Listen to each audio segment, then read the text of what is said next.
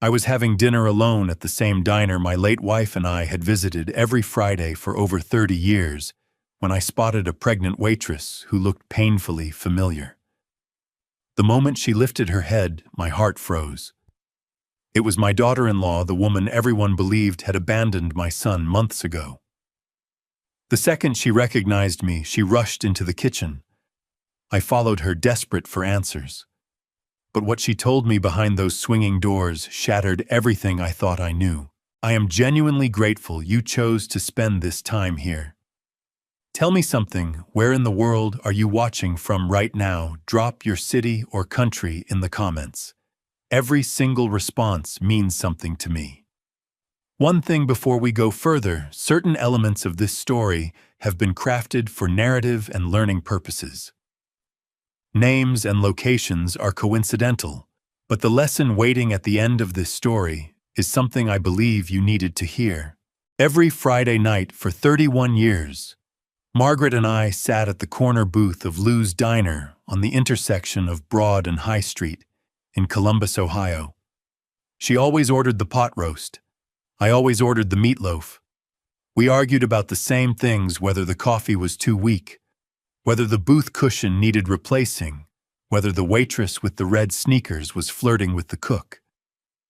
Small arguments. The kind that hold a marriage together like mortar between bricks. Margaret had been gone for 3 years now.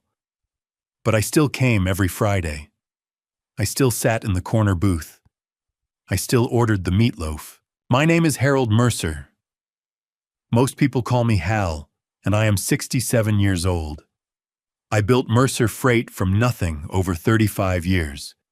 Started with one pickup truck and a handshake deal to haul furniture across Columbus. Now the company runs 42 freight trucks across 6 Ohio counties, holds 3 federal logistics contracts, and sits on a portfolio worth $68 million, including warehouses, real estate, and long-term shipping agreements. I am not the kind of man who talks about money easily. But I say it now so you understand what was at stake and what I nearly lost before I understood it was being taken. That Friday evening in late November 2024, I was not feeling like a man worth $68 million. My right hand trembled slightly as I reached for the laminated menu, the same menu Lou's had used since 1987, with the same grease stain on the corner of page 2. I had been hiding that tremor for 3 months. My family doctor, Dr. Patterson, told me it was high blood pressure combined with age-related fatigue. He adjusted my medication twice.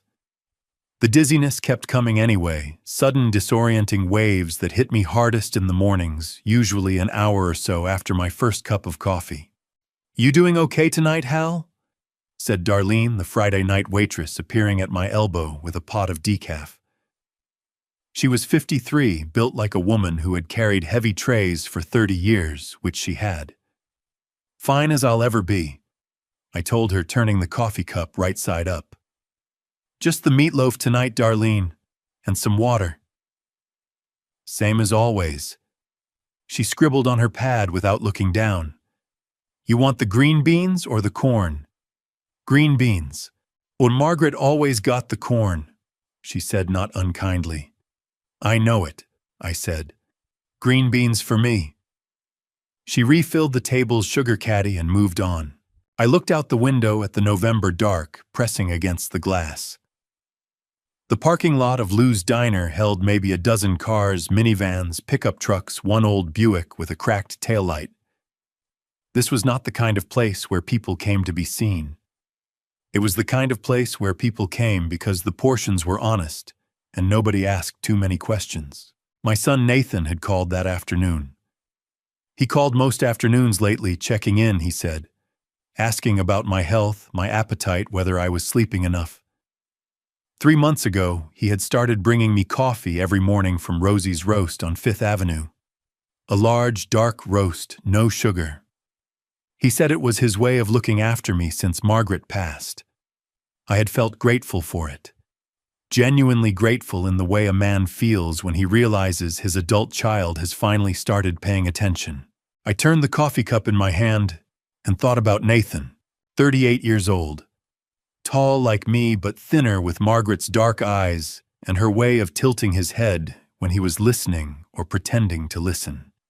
He had been working inside Mercer Freight for 9 years, managing our regional contracts and vendor relationships. Smart enough, ambitious enough, sometimes too much. 2 years ago, he had pushed me hard to expand 12 new trucks, a federal contract bid that would have stretched our capital to the breaking point. I had said no. He had gone quiet after that. The kind of quiet that a father mistakes for maturity. The bell above Lou's front door jangled. A table of 4 near the window burst into laughter over something on someone's phone. Darlene shouted a carry-out order number toward the back. I reached for my water glass, and that was when I heard it. Footsteps from the kitchen side of the counter. Slow. Heavier than they should have been for someone that young. The kind of footsteps that carry extra weight not just in the body but somewhere deeper. I looked up without thinking about it. A young woman came through the swinging door from the kitchen, carrying a tray of water glasses. She wore the standard Lou's uniform dark slacks, a burgundy polo, a white apron tied twice around a belly that the apron could barely contain. Her dark hair was pulled back in a knot that was coming loose on one side. Her ankles were swollen above her non-slip shoes. She moved with the careful, deliberate effort of someone who had been on her feet for 8 hours and was determined not to show how much it hurt. She was 7 months pregnant. At least. I watched her set the water glasses down at the table beside mine without spilling a drop, her jaw set with concentration, her free hand hovering near her belly instinctively, even while the other hand worked. Then she turned slightly toward the light. My heart slammed against my ribs so hard I felt it in my throat. I knew that face. I knew the line of that jaw, the way her left eyebrow sat slightly higher than the right. The small scar above her lip from a bicycle accident she had told me about at Thanksgiving 3 years ago, the first Thanksgiving she had spent with our family, nervous and laughing too quickly at my jokes, holding Nathan's hand under the table like a lifeline. "Claire," I said. The word came out before I could stop it, barely above a whisper, barely loud enough to cross the 4 feet between us. But she heard it. Her head snapped toward me. For one suspended second, her eyes met mine, and in that second, I watched the color drain from her face the way water drains out of a bathtub, fast and complete. Then she turned and pushed back through the swinging kitchen door. I was out of my booth before my brain caught up with my legs. I pushed through the swinging door after her without a single thought about the fact that customers were not supposed to be back here, that I was 67 years old with a bad knee and a heart that had been behaving strangely for months, or that I had left a full glass of water and an unfinished order of meatloaf back at the corner booth, where Margaret and I used to argue about coffee. None of that mattered. The kitchen of Lou's diner hit me like a wall steam from the dishwasher, the sharp smell of fryer oil, the clang of pans, 2 line cooks shouting at each other over a ticket order. The fluorescent lights buzzed and flickered above a stainless steel counter, lined with plates waiting to go out. I spotted her immediately. Claire had made it as far as the dry storage alcove at the back of the kitchen, before her body simply would not carry her any further. She had her back pressed against a shelf of canned tomatoes, both hands wrapped around her belly, her chest heaving with short, panicked breaths. "Claire." I kept my voice low, the way you speak to someone standing on a ledge. "Look at me. It's Hal. Just Hal." She shook her head, pressing herself harder against the shelf. "You need to go back out front, Mr. Mercer. Please. I can't do this right now." "You're shaking," I said, because she was. Her whole body was trembling and not from cold. "I'm fine." Her voice cracked on the second word. "I'm fine, I just need you to go." "Claire." I took one step closer, slowly, hands open at my sides. I am not going anywhere, and I am not here to drag you back to Nathan. That stopped her. Her breathing was still ragged, but her eyes fixed on mine with an expression that was equal parts terror and desperate, exhausted hope. The look of someone who has been running so long they have forgotten what it feels like to stop. Mrs. Cho? I spoke the name without turning around, because I had felt the presence of someone else in the kitchen the moment I walked through the door. A woman stepped out from behind the prep station.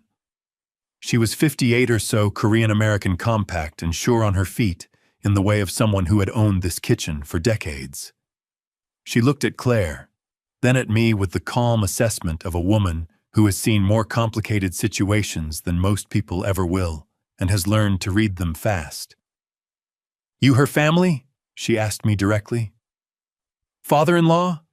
I said. She studied me for 3 full seconds. Then she untied her apron strings, hung the apron on its hook, and said, "Come with me." Her name was Linda Cho. She had owned Lou's Diner for 22 years. She led us through the back of the kitchen, past the industrial dishwasher and the walk-in cooler, down a short hallway that smelled of old cardboard and dried herbs, and pushed open a door I had never noticed before. The room was small enough that 3 people standing in it made it feel crowded. A folding cot against one wall made up neatly with a flannel blanket and a flat pillow. A milk crate turned upside down, serving as a nightstand with a water bottle, a phone charger, and a small tube of hand cream on top. A single hook on the wall holding a winter coat and a change of clothes in a plastic grocery bag. And on the pillow, a composition notebook with a worn cover.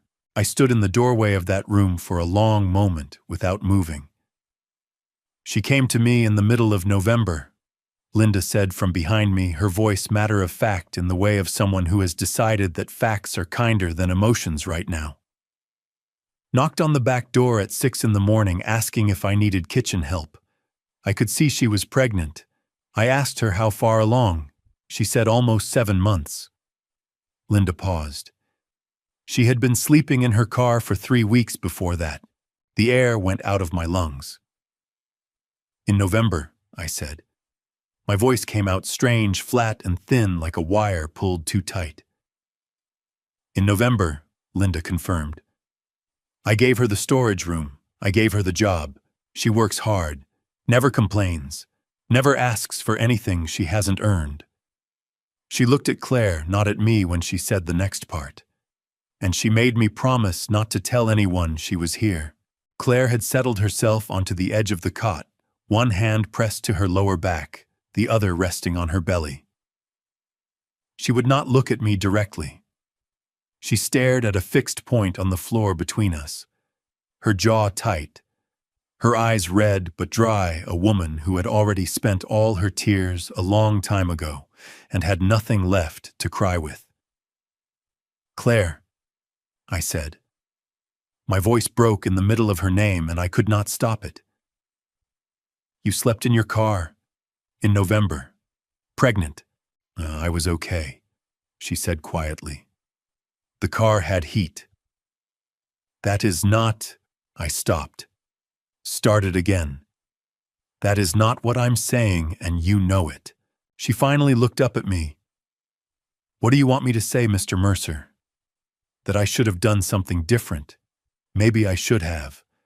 But I didn't have anywhere to go that Nathan couldn't find, and I couldn't go back, and I couldn't—" Her voice hitched one sharp, involuntary sound, and she pressed her lips together hard and breathed through her nose until she had it back under control. "I couldn't risk him finding out about the baby. Not until I had enough." "Enough what?" I asked. She reached over and picked up the composition notebook from the pillow. She held it against her chest with both hands like it was the most valuable thing in the room, which I was beginning to understand it was. "Enough to protect us both," she said. I looked at the notebook. Then I looked at her face, the shadows under her eyes, The deliberate steadiness she was holding herself to, the way she sat with her spine straight, despite the exhaustion that was written into every line of her body. Then I looked down. Tucked under the edge of the cot, barely visible in the dim light, was a pair of women's heels, cream-colored satin, the kind worn to a wedding. They were wrapped carefully in a clear plastic bag sealed at the top, set against the baseboard, as if someone had placed them there with intention. My throat tightened until I could barely swallow. Those were the shoes from her wedding to my son. She had been sleeping in a storage room behind a diner kitchen, 7 months pregnant, working 10-hour shifts on swollen feet, and she had carried those shoes with her through all of it. "Claire," I managed. "What did Nathan tell you when he made you leave?" Her chin lifted slightly. Her eyes met mine with a steadiness that cost her something. "He didn't tell me anything, Mr. Mercer," she said. "He just changed the locks while I was at a doctor's appointment. My key didn't work when I came home. There was a box of my things on the porch. A beat. And a note that said the marriage was over and I should not contact him or his family again." The fluorescent light above us flickered once. Somewhere in the kitchen behind us, a timer went off, and nobody silenced it. "He told me you left," I said. "He told all of us you left voluntarily, that there was another man." Claire did not react with outrage or shock. She only nodded slowly, as though she had already run this conversation in her mind 100 times. "I know what he told you," she said, "and I know you believed him." She paused. "I don't blame you for that, Mr. Mercer. He's very good at it." She opened the composition notebook to the first page and held it out toward me. But I need you to know," she said, "that I have been writing down everything. Every date, every amount, every name." Her finger pressed against the first line of careful small handwriting. "Because I knew that someday someone was going to need to read it." Linda Cho pulled the storage room door shut behind her as she left, and the sounds of the kitchen faded to a low, muffled hum through the thin wall. The fluorescent tube above us buzzed steadily. Claire sat on the edge of the cot with the composition notebook held against her chest, and I dragged the single plastic chair from the corner and sat down facing her close enough that our knees were almost touching. "Start from the beginning," I said. "Not for me, for yourself. Say it out loud to someone who is actually listening." Claire pressed her lips together. Her chin trembled once violently, and then she locked it down with the kind of jaw-clenching effort that told me she had been doing exactly that, locking things down for a very long time. "It didn't happen all at once," she began. Her voice was low and careful, like she was carrying something fragile. "That's the part that's hardest to explain to people. You don't wake up one morning and realize your husband has turned into someone you don't recognize. It happens in pieces, little pieces, so small that every time you notice one, you tell yourself you're being crazy." "What was the first piece?" I asked. "One, the health insurance," she said. "August. I went to my OB appointment, and the receptionist told me my coverage had been terminated. I thought it was a billing error."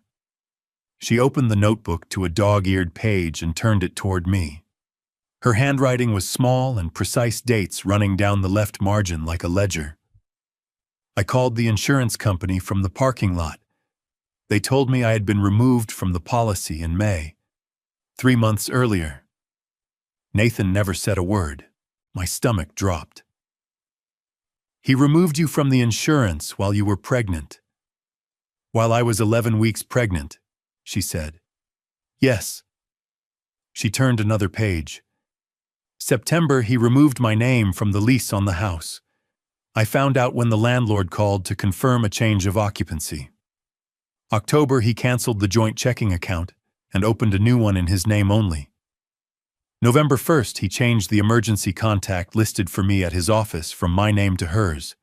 On hers, I repeated. The word felt like touching a hot stove. Diana.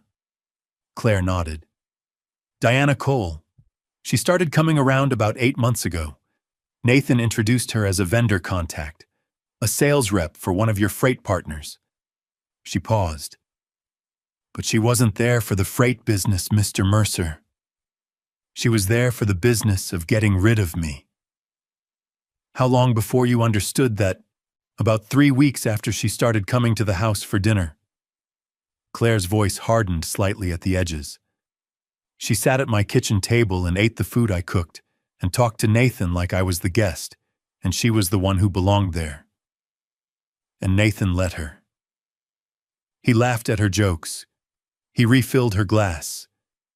He forgot my name twice in the same evening and corrected himself like it was nothing. My hands gripped the sides of the plastic chair hard enough that I felt the cheap plastic flecks under my fingers. Claire, I'm not finished, she said. Not harshly, but firmly. The night Nathan changed the locks, I had been at my prenatal appointment. 26 weeks. The baby was healthy.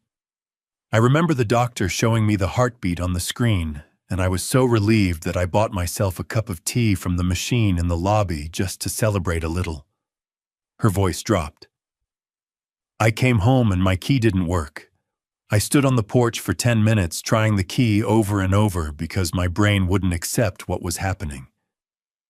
There was a cardboard box next to the door. Some clothes. My mother's recipe book. A photograph of my parents from their wedding. She stopped, breathed. No note. Nathan told you there was a note. There wasn't. Something hot and furious moved through my chest. He told me you left, I said, and my voice came out rough and shaking in a way I had not expected. He sat across from me at my own kitchen table and he cried, Claire. He actually cried. He told me you had been seeing someone else for months, and you took money from the joint account, and you were gone. Claire looked at me steadily. Her eyes were dry, but her hands wrapped around the notebook had gone white at the knuckles. How much did he say I took? $11,000. She laughed a short, sharp sound that had no humor in it. There was $412 in that account when he closed it, Mr. Mercer. I have the screenshot. She flipped to the back of the notebook and showed me a folded printout tucked into the inside cover. I took nothing. I had nothing to take. I put my elbows on my knees and pressed both hands over my face. My eyes burned. My throat ached the way it had not ached since the morning after Margaret's funeral, when I sat alone in her kitchen and could not remember how to make coffee. I believed him, I said into my palms.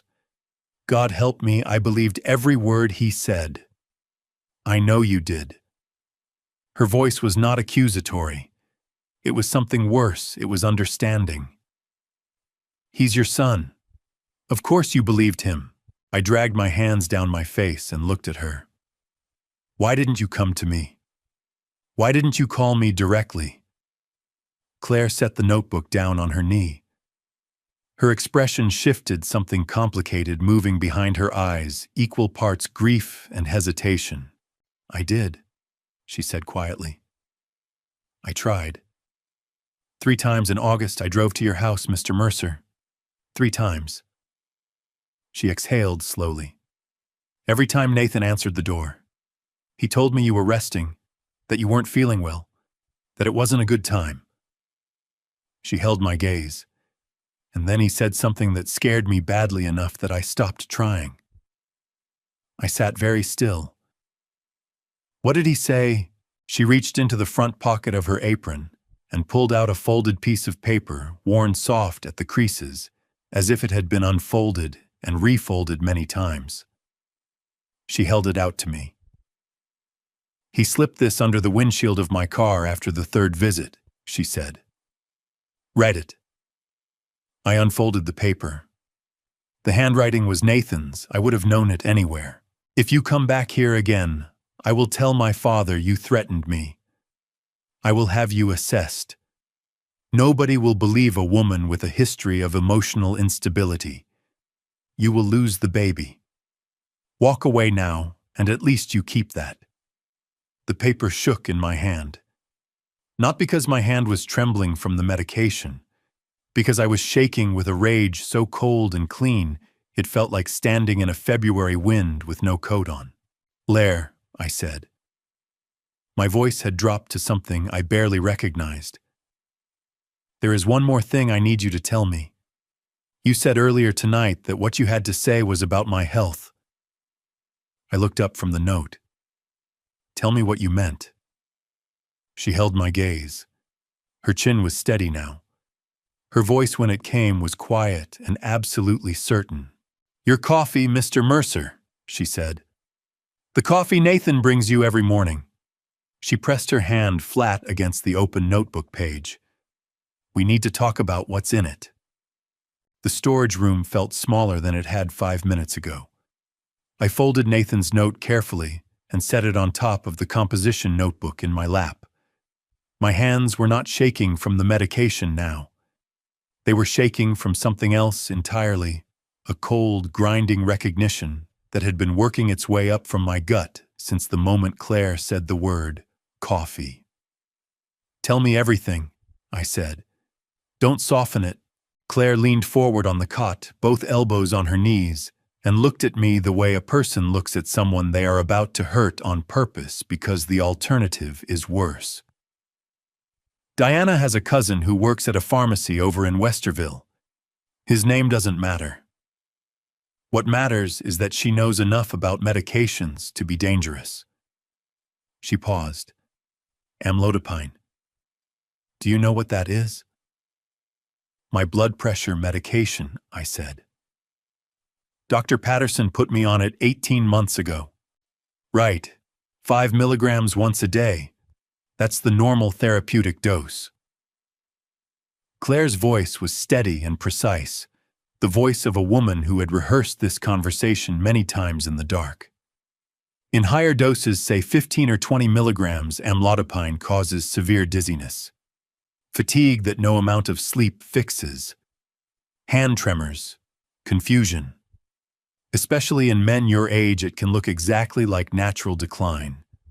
Exactly like a 67-year-old man whose body is starting to give out." She let that land.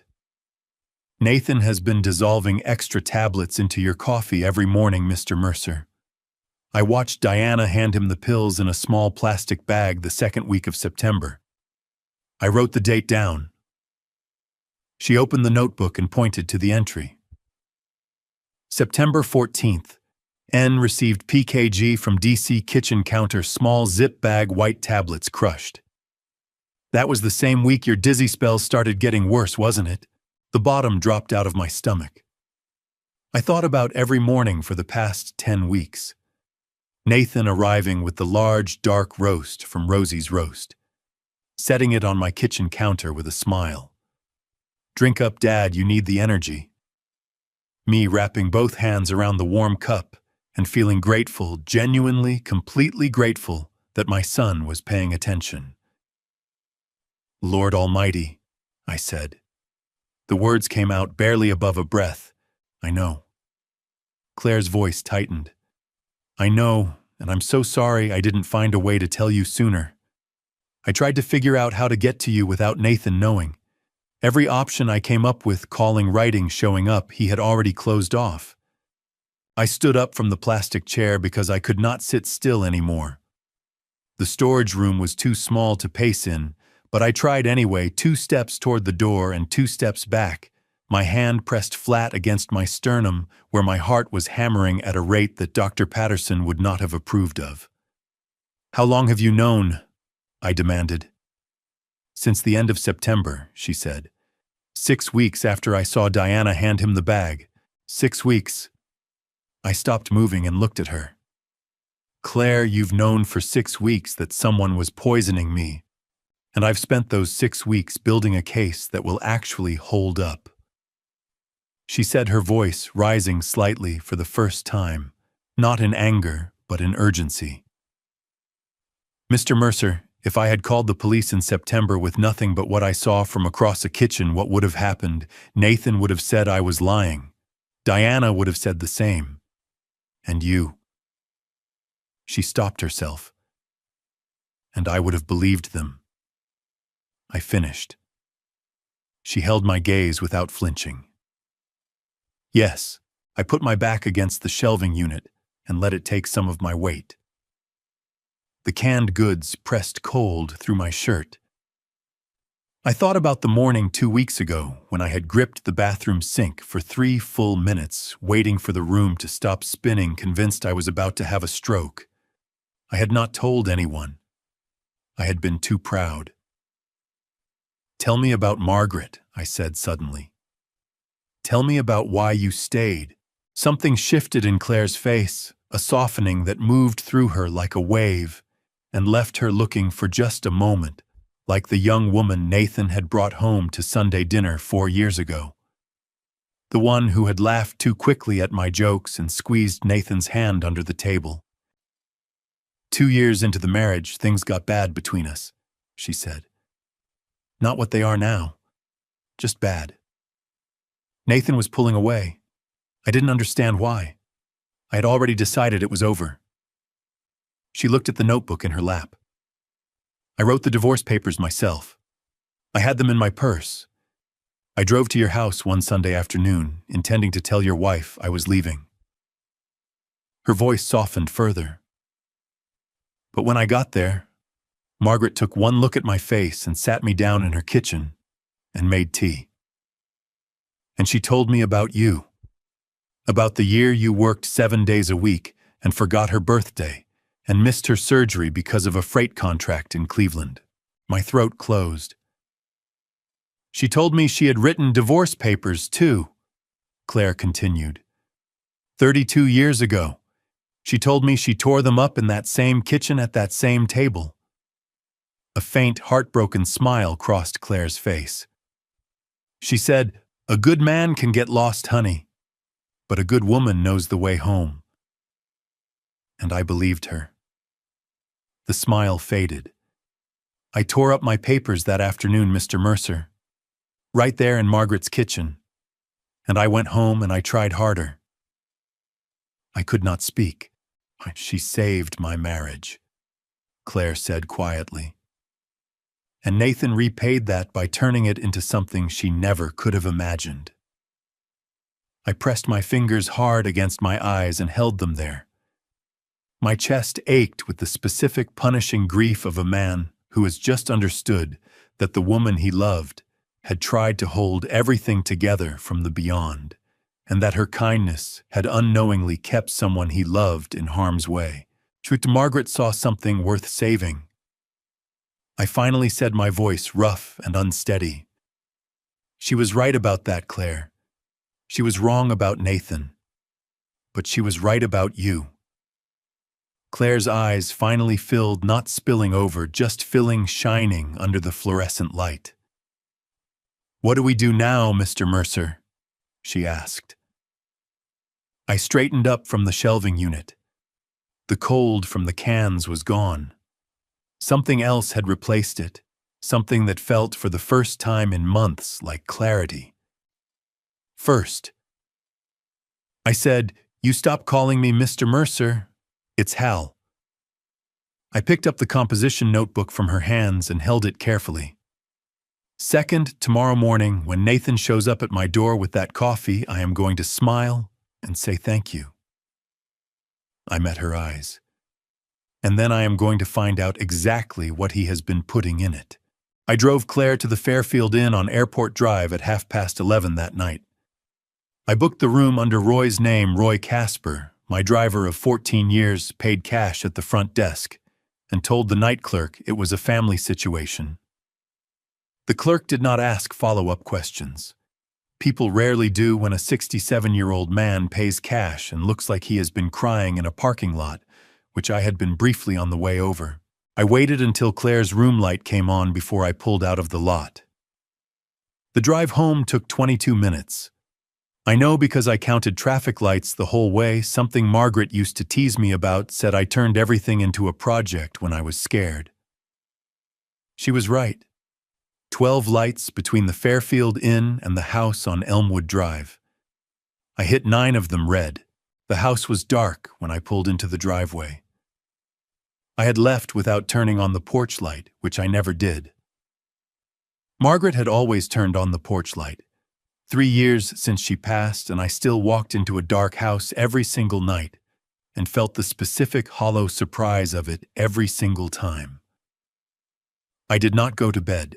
I walked through the kitchen, did not touch the coffee maker, did not touch the bag of grounds Nathan had left on the counter 2 days ago, and went straight down the hall to Nathan's old bedroom.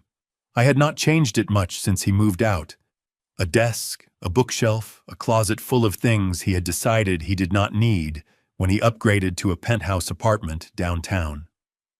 I had kept it all. Fathers do that. We keep the evidence of who our children used to be long after our children have moved on to becoming someone else. I sat down at the desk and opened the top drawer. Rubber bands, a broken calculator, 2 pens that did not work, a Columbus Clippers schedule from 2019. I opened the second drawer. Old owner's manuals, a phone charger that fit nothing manufactured after 2015. I opened the bottom drawer, the deep one, the one that always stuck slightly on the left side, and had to put both hands on the handle and pull hard before it gave. Inside was a cardboard shoebox I recognized immediately. Nathan's school things. Report cards, a spelling bee ribbon from 4th grade, a photograph of him, at 8 years old, sitting on the hood of my first freight truck, with his arms spread wide and his mouth open in the biggest grin I had ever seen on a child's face. I set the photograph aside without letting myself look at it too long. Beneath it, I found what I had not known I was looking for until my fingers touched it, a plain white envelope unsealed, slightly crumpled, as though it had been handled many times, and then tucked away. No name on the front. I turned it over. Inside was a piece of paper folded in thirds, and tucked against it, a smaller square of glossy paper, the kind printed from a drugstore photo kiosk. I unfolded the smaller paper first. It was a sonogram image. The kind they print out at the 12-week appointment, black and white and grainy with a tiny curved shape at the center that your brain has to work to recognize as a person. In the lower right corner, printed in small clinical type, Sutton C. 12 weeks, 2 days. July 18th, 2024. My grandson. 12 weeks old in this photograph, which meant the image was taken 4 months before I knew he existed. My hand was trembling so badly that the sonogram image rattled between my fingers. I set it flat on the desk and pressed my palm over it to make it stop. Then I unfolded the letter. Claire's handwriting, the same small, careful script from the composition notebook. The paper was soft from folding and refolding, the creases worn almost through in 2 places. Dear Mr. Mercer, I have driven to your house 3 times in the past month. Each time Nathan answered the door before I could ring the bell. He told me you were resting and not well enough for visitors. The first time I believed him. The second time I was not sure. The third time I sat in my car at the end of your driveway for 20 minutes before he came outside and told me you had asked not to be disturbed. I want you to know about the baby. I want you to know that you are going to be a grandfather. I have wanted to tell you since July, but I could not find a way to get to you that Nathan did not control. I am sorry I was not strong enough to push past him. I am sorry I let him convince me that you would not believe me.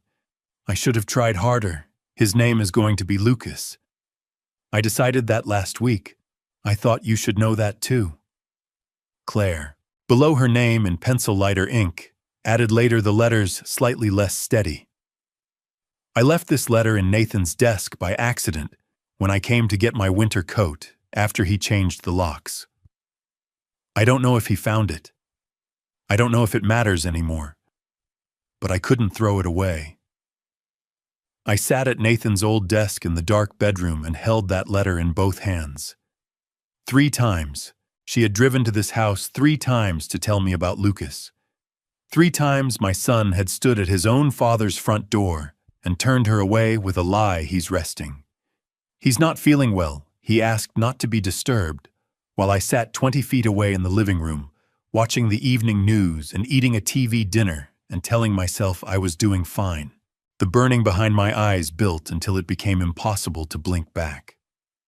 I pressed the letter flat against my chest and sat in my dead son's old bedroom in the dark and let it happen. I do not know how long I sat there. What I know is that when I finally stood up, my knees ached and my back was stiff, and the bedroom window had gone from black to the deep gray that comes just before dawn. I tucked the sonogram image and the letter into the inside pocket of my jacket next to my chest. Then I walked to the kitchen window and looked out at the driveway. A pair of headlights swept across the garage door as a car turned slowly onto Elmwood Drive. Nathan's car. He was early this morning. The headlights died in the driveway, and I heard the familiar sound of Nathan's car door, the particular soft thunk of the German engineering he had spent $42,000 on 3 years ago, a purchase that had made him beam with pride in a way that nothing at Mercer Freight ever quite managed. I moved away from the kitchen window and sat down at the table. I folded my hands on the tabletop. I made sure they were steady before the back door opened. Dad.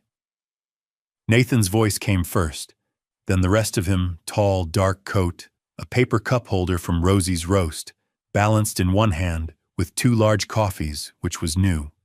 He usually only brought one. "You're up early.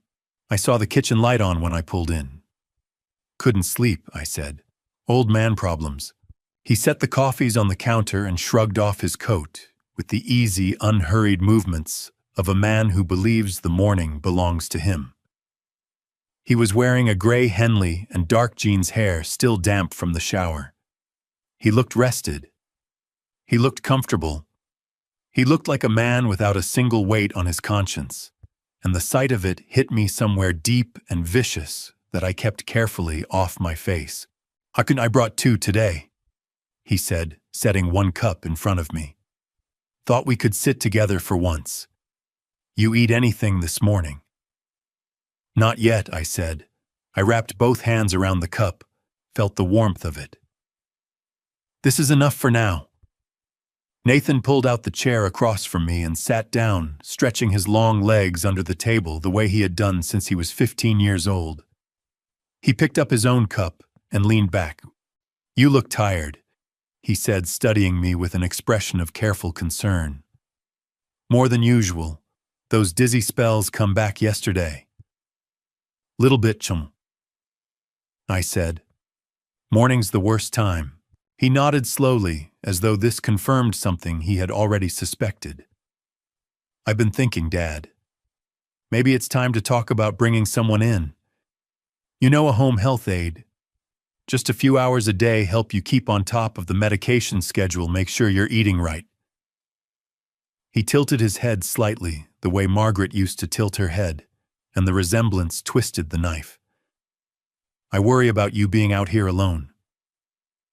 "I appreciate that, son," I said. I raised the coffee cup to my lips. I did not drink. I set it back down and ran my thumb along the plastic lid as though testing whether it was sealed properly, buying myself 3 seconds of natural-looking delay. "Actually, you know what, my stomach's a little unsettled this morning. I might wait on the coffee." Something moved across Nathan's face, too quick and too small for most people to catch. A flicker. There and gone. "Sure," he said easily. "No rush." We talked for 20 minutes about nothing that mattered. A contract renewal coming up in January. Whether the furnace needed servicing before the hard cold hit. Whether I had called the gutter company yet about the back of the house. Normal conversation. The kind fathers and sons have on Saturday mornings all across Ohio.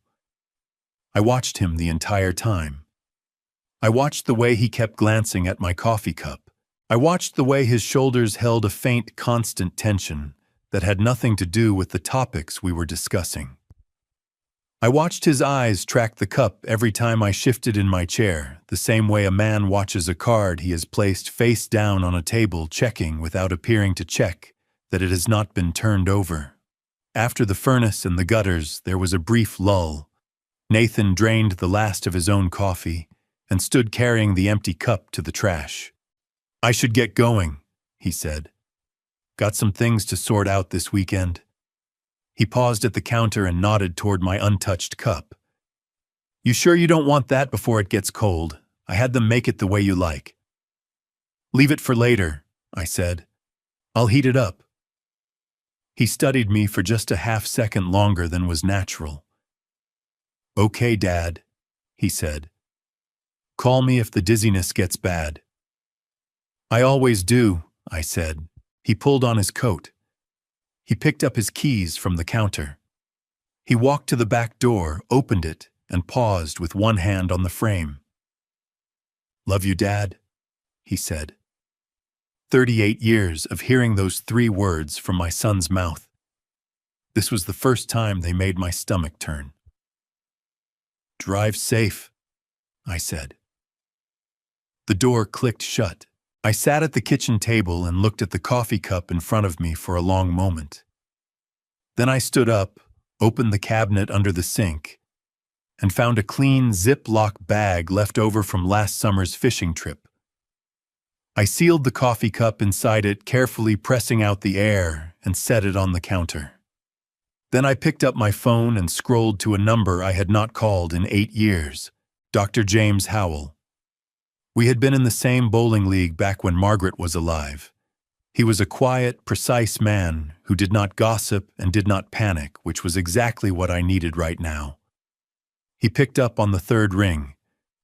"James," I said. "It's Hal Mercer. I need to see you today. Not at the clinic, somewhere private." I looked at the sealed bag on the counter. "And I need you to test something for me. There is a part of Columbus that the city's tourism brochures do not feature the Eastern Industrial Corridor off Livingston Avenue, where the buildings are low and flat and stained with 30 years of exhaust, and the parking lots are cracked asphalt held together by optimism and old paint. Mercer Freight had started in a building 2 blocks from here. I had not been back to this part of town in 6 years, maybe 7. Frank Delgado's auto shop occupied the end unit of a cinder-block strip on Kelton Avenue. A hand-painted sign above the roll-up door read, "Delgado's Service and Repair All Makes Welcome." One of the letters in welcome had faded to near invisibility. The door was up, and I could hear the pneumatic wheeze of an air wrench from somewhere inside before I even got out of the truck. I stood at the entrance for a moment. 10 years was a long time. Frank had been my warehouse operations manager for 11 years, the kind of employee who showed up before anyone else and left after everyone else, and never once asked for recognition because he was too busy making sure the work got done right. When a competitor approached me with evidence that someone inside Mercer Freight had been leaking our contract bids, 3 people had access to the information. 2 of them had been with me since the beginning. Frank was the newest of the 3. I had chosen wrong. I had let a lawyer convince me that the evidence pointed at Frank, and I had called him into my office on a Tuesday morning and handed him a termination letter without asking a single question. He had looked at me across the desk and said very quietly, "I didn't do this, Mr. Mercer." And I had said, "I'm sorry, Frank." And then I had let him walk out the door. I had told myself for 10 years that I had not had a choice. Standing outside his shop on a cold Saturday morning with a Ziploc bag in my jacket pocket and my dead wife's voice in my head saying a good man can get lost, I understood that I had simply chosen not to look harder for one. I walked inside. Frank was on a creeper under a Ford F-150, visible only from the knees down. Work boots, dark canvas pants, a strip of bare wrist catching the shop light as he reached for something. The air smelled of motor oil and cold concrete and the faint chemical sweetness of brake cleaner. "Shop's full up today," he said from under the truck, not looking. "Leave your number on the clipboard by the door." "Frank," I said. The creeper wheels scraped against the concrete as he rolled himself out from under the truck. Frank Delgado, at 63, looked like a man who had carried heavy things for a long time and had made peace with the weight of them. His hair had gone silver at the temples. His face was lined in the way of someone who spent a lot of time outdoors. He looked at me without expression, a socket wrench loose in one grease-darkened hand, and for a long moment, neither of us said anything that could be called comfortable. "Mr. Mercer," he said finally. "Not warm, not cold, just factual. See, I owe you an apology that's 10 years overdue," I said. "And I need your help. In that order, if you'll give me 5 minutes." He studied me the way a man studies a used engine looking for the thing that's been covered up rather than fixed. Then he set the socket wrench on his rolling toolbox and wiped his hands on a shop rag. "5 minutes," he said. "Office is in the back." The office was a converted storage room with a metal desk, 2 mismatched chairs, and a coffee maker that looked older than either of us. Frank did not offer coffee. He sat behind the desk and folded his hands and waited. "I was wrong about you," I said. "In 2014, the bid leak, I had 3 people with access, and I picked you because you were the newest. I told myself the evidence pointed at you. The truth is, I didn't investigate hard enough to know where it actually pointed, and I let a lawyer push me toward the fastest answer." I held his gaze. "You told me you didn't do it. I didn't ask you a single question after that. That was wrong, Frank. It cost you 11 years of your career, and I have no excuse for it." Frank looked at me for a long time. "That apology," he said slowly, "is about 8 years past when it would have changed anything significant in my life." He exhaled through his nose.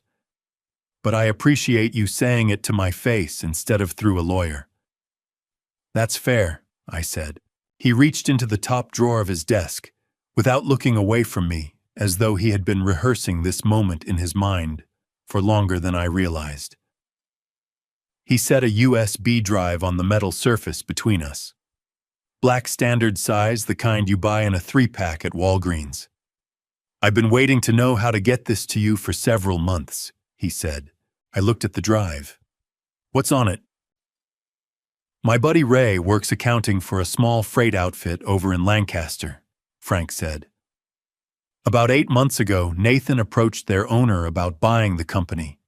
During the due diligence process, Ray noticed some of the incoming wire transfers didn't match up with any legitimate Mercer freight vendor invoices.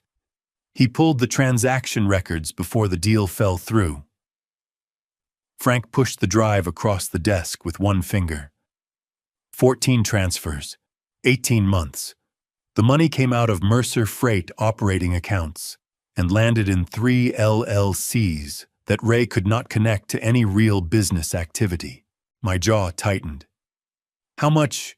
Ray counted $1.2 million. The number sat between us like something physical. "Frank." My voice came out rougher than I intended. "Why didn't you take this to the police yourself?" He leaned back in his chair and crossed his arms. "Because without you filing a complaint as the company owner, there's no crime to investigate. Ray's records prove money moved. They don't prove theft without the owner saying it was unauthorized." He held my gaze steadily. "And because I wanted you to have it first. After what happened between us, I figured you deserved to know before the whole thing went public." I picked up the USB drive and closed my fist around it. "Frank," I said, "I owe you more than an apology." He shook his head once firmly.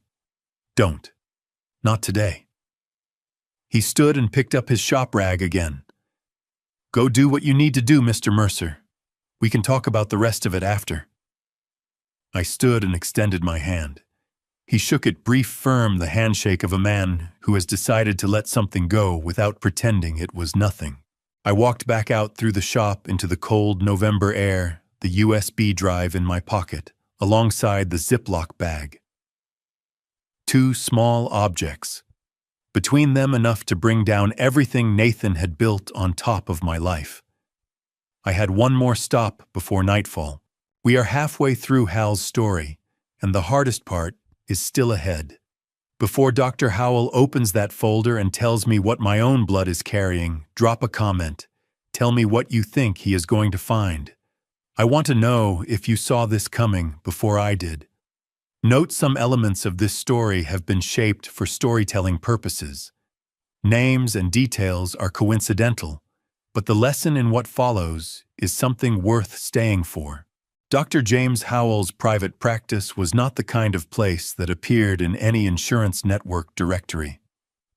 It was a converted Victorian on Bryden Road, white clapboard green shutters, a small brass plate beside the door that read simply, J. Howell, M.D. James, had been practicing internal medicine in Columbus for 26 years. He was 55, lean and precise in the way of a man who ran 6 miles every morning, not for health, but for the thinking time. And he had the unhurried manner of someone who had learned long ago that rushing a diagnosis cost more than taking it slowly. He met me at the side entrance rather than the front, his suggestion made without my asking, which told me he had already understood from my phone call that this was not a situation for waiting rooms and clipboards. "You look like you haven't slept," he said, holding the door. "I haven't," I said. "Not really." His examination room smelled of rubbing alcohol and old wood and the faint cedar of whatever soap he used. He closed the door, pulled on examination gloves, and held out his hand for the Ziploc bag without asking me to explain it again. "Tell me about the timeline," he said, setting the bag under the light and examining the sealed cup through the plastic. 10 weeks, I said. The dizziness started getting bad the 3rd week of September, worst in the mornings, usually an hour or so after coffee. I thought it was the blood pressure medication interacting with age. I watched him work. My daughter-in-law told me last night that my son has been dissolving extra blood pressure tablets into my coffee. Amlodipine. She said high doses. James did not react dramatically. He simply looked up from the bag and held my eyes for 2 full seconds, reading something in my face, then looked back down. "Roll up your sleeve," he said. He drew blood efficiently, and without unnecessary commentary, 3 vials, the needle cold and precise in the crook of my elbow. While the centrifuge ran in the adjacent room, he tested a sample from the coffee cup with a portable analysis kit, the kind kept in a locked cabinet that most general practitioners never need to open. I sat on the examination table and looked at the framed photograph on the wall across from me. A fishing trip somewhere northern James and 3 other men holding up walleye on a dock, all of them laughing. Margaret had taken a photograph almost identical to that one of me and 2 friends at Lake Erie in 1998. I had not been fishing since she passed. "Hal," James's voice came from the doorway of the adjacent room. I looked up. His expression had not changed. He was too experienced to let his face do his talking for him, but something in the set of his shoulders had shifted in the way that things shift when a careful man has confirmed something he was hoping to be wrong about. The coffee sample shows amlodipine concentration consistent with approximately 15 to 20 milligrams dissolved, he said. He came back into the room and sat on the rolling stool, his hands clasped between his knees. "Your prescribed dose is 5 milligrams once daily. 15 to 20 milligrams in a single morning dose in a man your age with your existing cardiovascular profile would produce exactly the symptoms you've been experiencing. Dizziness, fatigue, hand tremors, cognitive fogginess." He paused.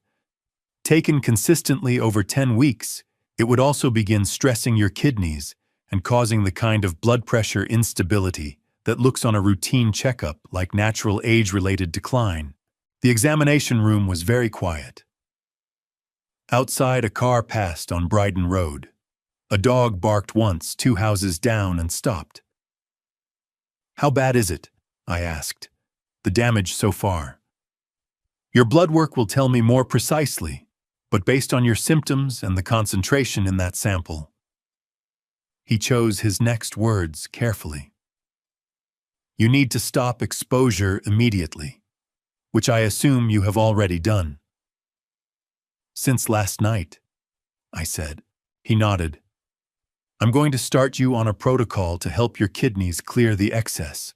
It will take several weeks." He looked at me directly. "Hal, what you are describing is deliberate sustained poisoning. You understand that I have reporting obligations." "I know," I said. "I'm not asking you to bury it, James. I'm asking you to document everything precisely and give me 72 hours before anything gets filed officially. I have evidence I need to organize first." He studied me for a long moment. 72 hours, he said. "Not because I'm comfortable with it, because I trust that you know what you're doing." "I'm not sure I do," I said honestly, "but I know what needs to happen." He printed the preliminary results and handed me the folder. My name at the top, the numbers below it. Numbers that turned 10 weeks of Nathan's careful morning visits into something that had a legal name and a prison sentence attached to it. I folded the folder and tucked it inside my jacket alongside the sonogram and the letter. My phone buzzed on the table beside me. A text from Claire. "He just drove past the hotel twice. I saw his car from the window. He doesn't know which room, but he knows I'm nearby." My chest clenched hard enough that I had to breathe through it deliberately. I typed back, "Stay in the room. Lock the deadbolt and the chain. I'm on my way." James walked me to the side door. He put one hand briefly on my shoulder, the gesture of a man who understood that there was nothing useful left to say. "Be careful, Hal," he said. "I'm working on it," I said. I drove home from Bryden Road, the long way down Broad Street, instead of the highway, past the old Mercer Freight Depot on Livingston, past the church where Margaret and I got married in 1981, past the elementary school where Nathan won the 4th grade spelling bee, and I had stood in the back of the gymnasium with my chest so full of pride I could barely breathe. I was looking for the thread, the moment that connected the 8-year-old grinning on the hood of my freight truck to the man who had been dissolving pills into his father's coffee for 10 weeks. I did not find it on Broad Street. I parked in the driveway and sat in the truck for a few minutes, hands on the wheel listening to the engine tick as it cooled. The porch light was dark. I had still not learned to turn it on before I left. Inside, I went straight to Nathan's old bedroom and sat down at the desk. I opened the bottom drawer, the one that stuck on the left side, and reached past the shoebox until my fingers found what I was looking for. A folded piece of paper I had noticed last night, but had set aside because I had not been ready for it yet. I unfolded it on the desk under the lamp, Nathan's handwriting. 19 years old by the date in the corner, his first semester at Ohio State before he dropped out to come work with me. The letters were careful and slightly stiff, the way handwriting looks when someone is trying to write neatly because the thing they are writing matters to them. "Dad, I want to be just like you. A man who builds things that last." 9 words. I had found this note in a birthday card he had given me 20 years ago and saved it in the drawer because Margaret said I should, that someday I would want it, that fathers needed to hold onto proof of the moments their children chose them. She had been right in a way she had not intended. I set the note on the desk and opened the other drawer, the one I used for current paperwork, and found the folder Dr. Howell had given me an hour ago. I laid it open beside the note. My name at the top of the medical report. Nathan's name on the beneficiary amendment attached to the back. $15 million, payable upon my death. Filed 6 weeks ago, the same week the dizziness got bad enough that I had started holding the bathroom sink in the mornings. Same desk, same drawer. 9 words from a 19-year-old boy who wanted to be like his father. And a document from a 38-year-old man betting $15 million on his father's death. I pressed both palms flat on the desk and looked at the 2 pieces of paper until my eyes ached. "When did I lose you?" I said out loud to the empty room. The room did not answer. I reached under the desk and pulled out the box Margaret had kept on the bottom shelf of her closet, the one I had moved here after she passed, because I could not bring myself to open it and could not bring myself to throw it away. Inside were the things she had considered important enough to save. Report cards, Christmas cards, a napkin from our first date with her lipstick on the edge of it, which she had kept for 39 years without telling me, and at the bottom, wrapped in a kitchen towel, her old phone. I plugged it into the charger I still kept on Nathan's desk, never touched, always there, as though some part of me knew I would need it eventually. The screen stayed dark for 2 minutes. Then the apple appeared. I sat and watched the battery percentage climb from 3 to 7, 8, 9. At 11%, the screen came to life with Margaret's wallpaper, a photograph of the 3 of us at Put-in Bay the summer Nathan turned 16. Nathan was sunburned and laughing. Margaret had her arm around his shoulders. I was squinting at the camera because I had always hated having my picture taken, and Margaret had always taken them anyway. I opened the video folder. There were 47 videos. Birthday parties, holidays, a video of the backyard after the big snowstorm in 2019 that she had narrated like a nature documentary, complete with impressions of the squirrels. I watched 30 seconds of that one and had to stop because the sound of her voice hit me somewhere I was not prepared for. I kept scrolling. Near the bottom, filed under the date 4 years ago, a Sunday in March, I found a video labeled in her photo, caption, "N brings Claire for dinner, finally." I pressed play. The footage was shaky at first, Margaret getting the angle right the way she always did, one hand on the doorframe. Then it steadied. The front hallway of our house, the front door opening. Nathan stepped inside first, and the look on his face stopped me cold. He was terrified. Not of me. I could see me in the background of the shot coming down the hallway, wiping my hands on a dish towel. He was terrified of getting this wrong.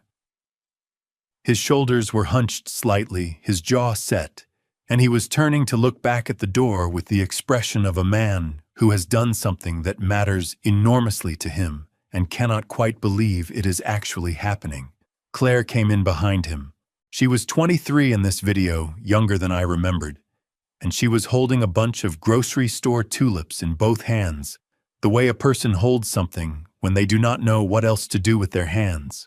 She looked at our house, at the framed photographs on the hallway wall, at the coat rack, at the braided rug Margaret had bought at a church sale, with an expression of such careful, earnest attention that it was almost painful to watch. Nathan reached back and took her hand. His hand was shaking. I had forgotten that detail. I had been in the kitchen when they arrived, had only seen them from the hallway. I had not seen his hand shaking. Then Margaret's voice came from behind the camera, warm and slightly too loud, the way she always was when she was moved by something and trying to hide it. "Hal, come look. Come see. He's nervous as a long-tailed cat." And in the video, Nathan heard her and turned his head, and the look on his face when he saw her filming was equal parts exasperation and helpless, uncomplicated love. "Mom," he said. "Put the phone down." "I will not," she said. "This is the most important thing that has happened in this house since you came home from the hospital." Claire laughed, surprise genuine. and Nathan's face broke into a grin that I had not seen on him in years. I stopped the video. I sat at the desk for a long time with my hands in my lap, and Margaret's phone face down in front of me, and Nathan's 9-word note and Dr. Howell's folder side by side under the lamp. I was not looking for the thread anymore. I had found it. The thread had been cut from the inside, and the only question left that mattered was what I was going to build from what remained. I picked up my phone and called Eddie Cross. Eddie Cross did not sound surprised to hear from me at 9 o'clock on a Saturday night, which told me either that he kept unusual hours or that people only called him when things had already gone sideways. Probably both. We had worked together once before 8 years ago during a contract dispute with a vendor who turned out to be running 3 companies simultaneously under different names. Eddie had found the 3rd company in 4 days. I had paid him well and kept his number.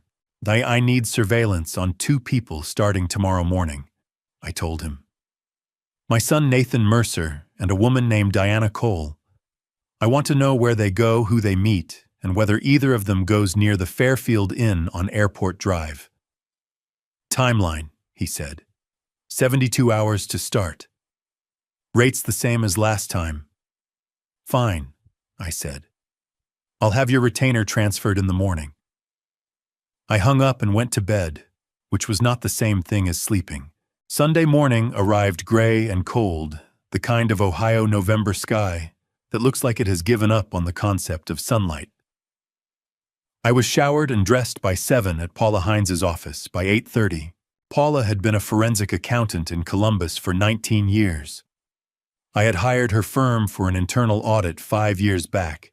She had found $60,000 in duplicate vendor payments inside of a week and presented the findings with the calm efficiency of someone reporting the weather.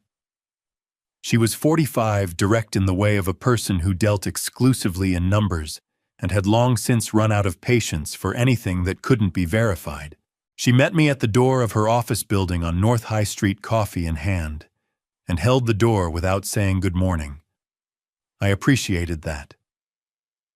USB first, she said, sitting behind her desk.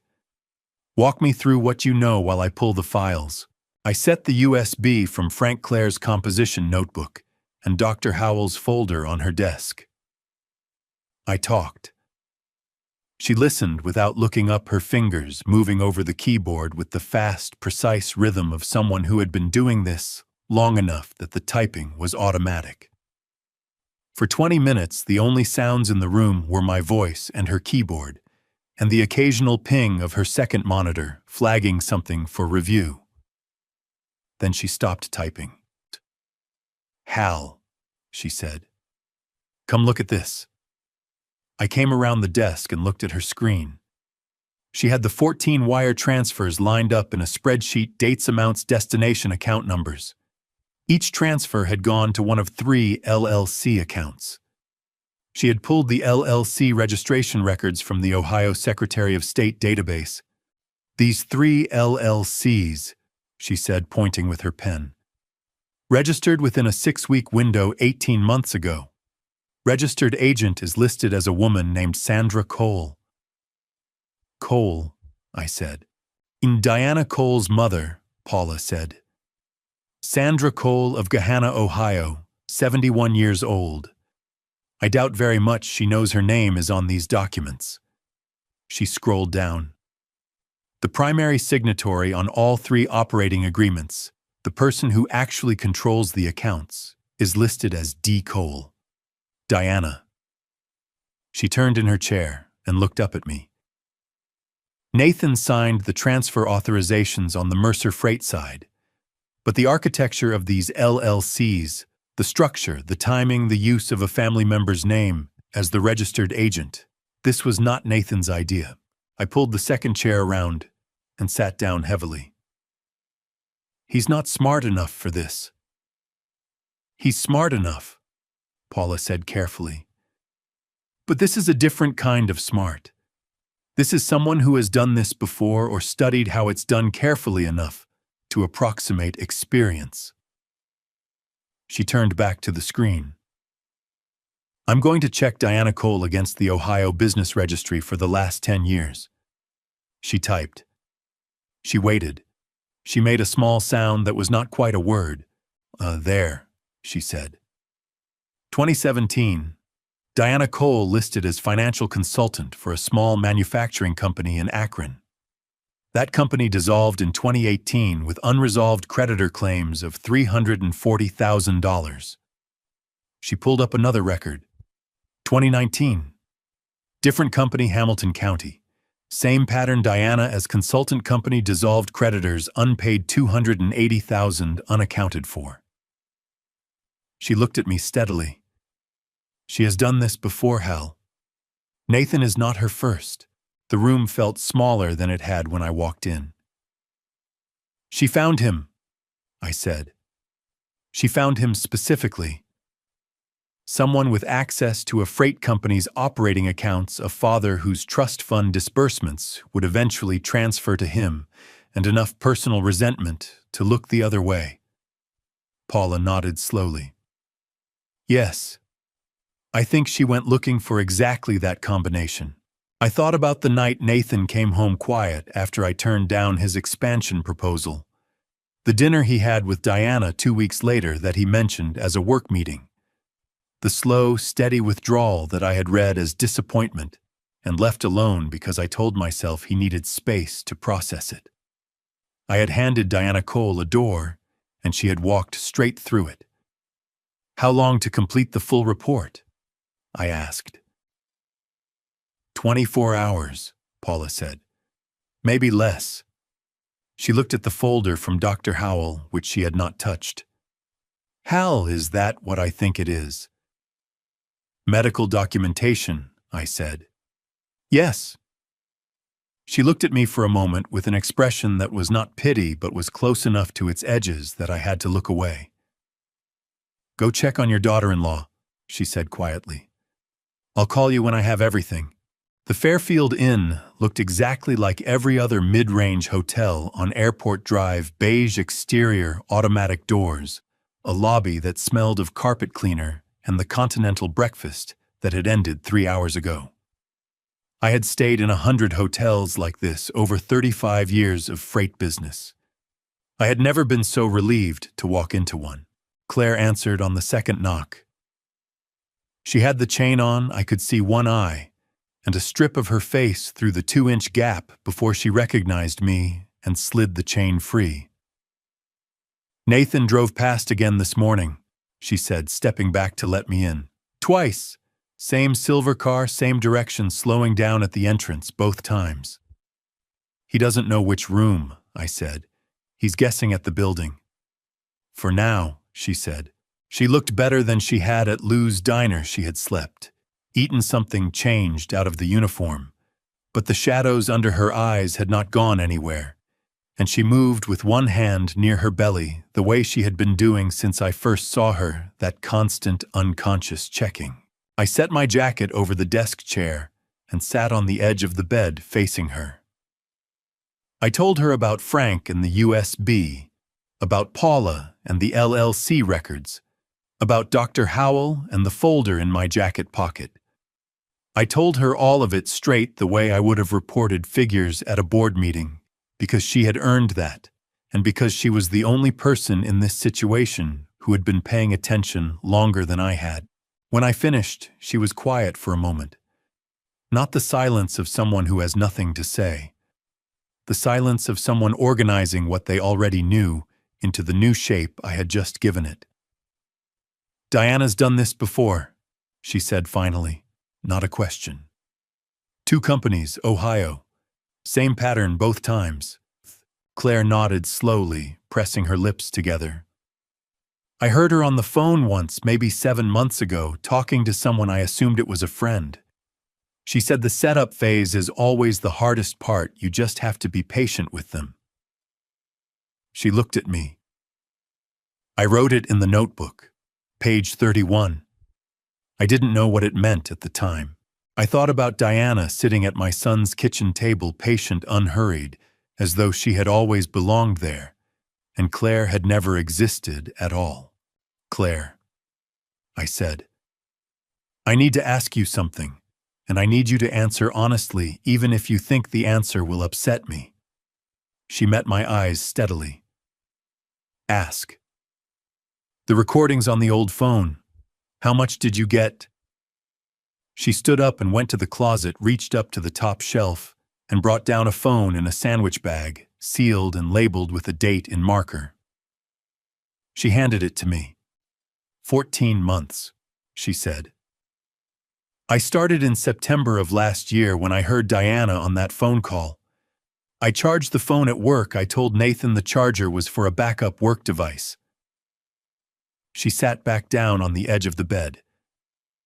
I couldn't use the recordings directly because I wasn't sure about the legal situation.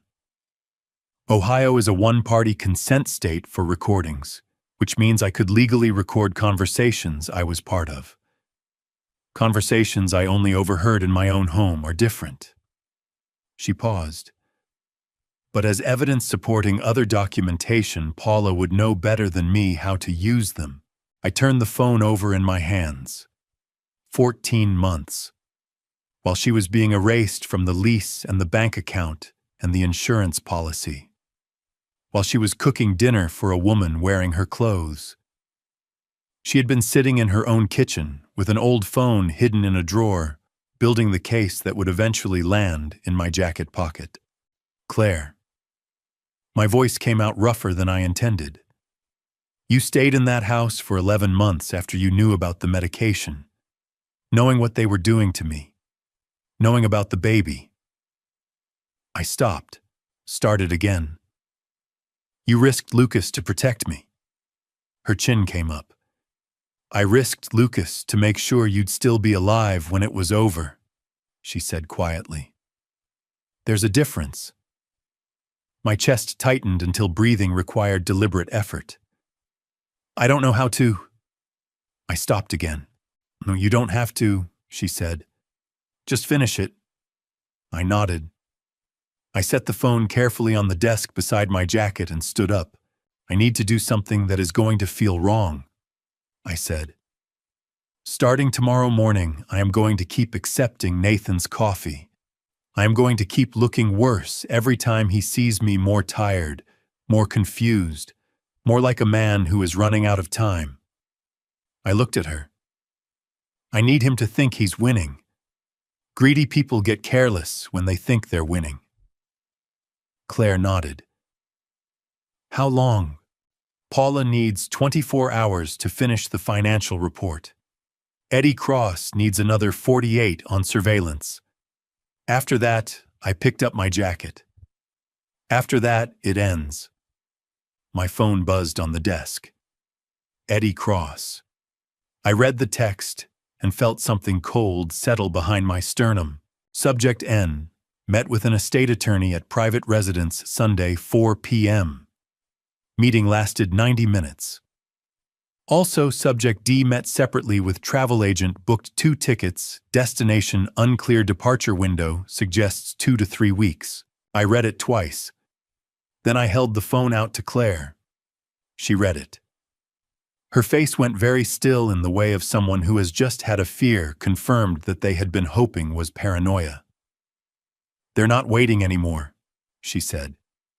No, I said. They're not. She handed the phone back and pressed both hands against her belly, not the unconscious checking gesture this time. Something more deliberate. Protective. Then we're not waiting either, she said. No, I said. We are not. I said goodnight. I checked the deadbolt and the chain myself, before I left, testing both the way my father had taught me to check a load before pulling out of a freight yard. You make sure the cargo is secure before you drive. I walked to my truck in the cold parking lot and sat behind the wheel for a moment. 48 hours. I had 48 hours to become the most convincing sick old man in Columbus, Ohio. I started the engine and pulled out onto Airport Drive. 4 days passed in a strange, suspended rhythm, the rhythm of a man performing his own decline for an audience of one. Every morning, Nathan arrived with the coffee. Every morning I accepted it with both hands and thanked him and set it on the counter while his back was turned and poured it down the kitchen sink the moment his car left the driveway. Every morning I shuffled a little more than the day before, leaned on the counter a little harder, let my sentences trail off in the middle as though I had lost the thread. Nathan watched all of it with the careful, pleased attention of a man monitoring an investment. Paula delivered her completed report on Tuesday.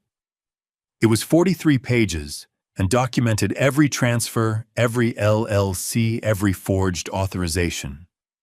Eddie Cross delivered his surveillance package Wednesday morning, photographs, timestamps, and the name of the estate attorney Nathan had met with Sunday afternoon.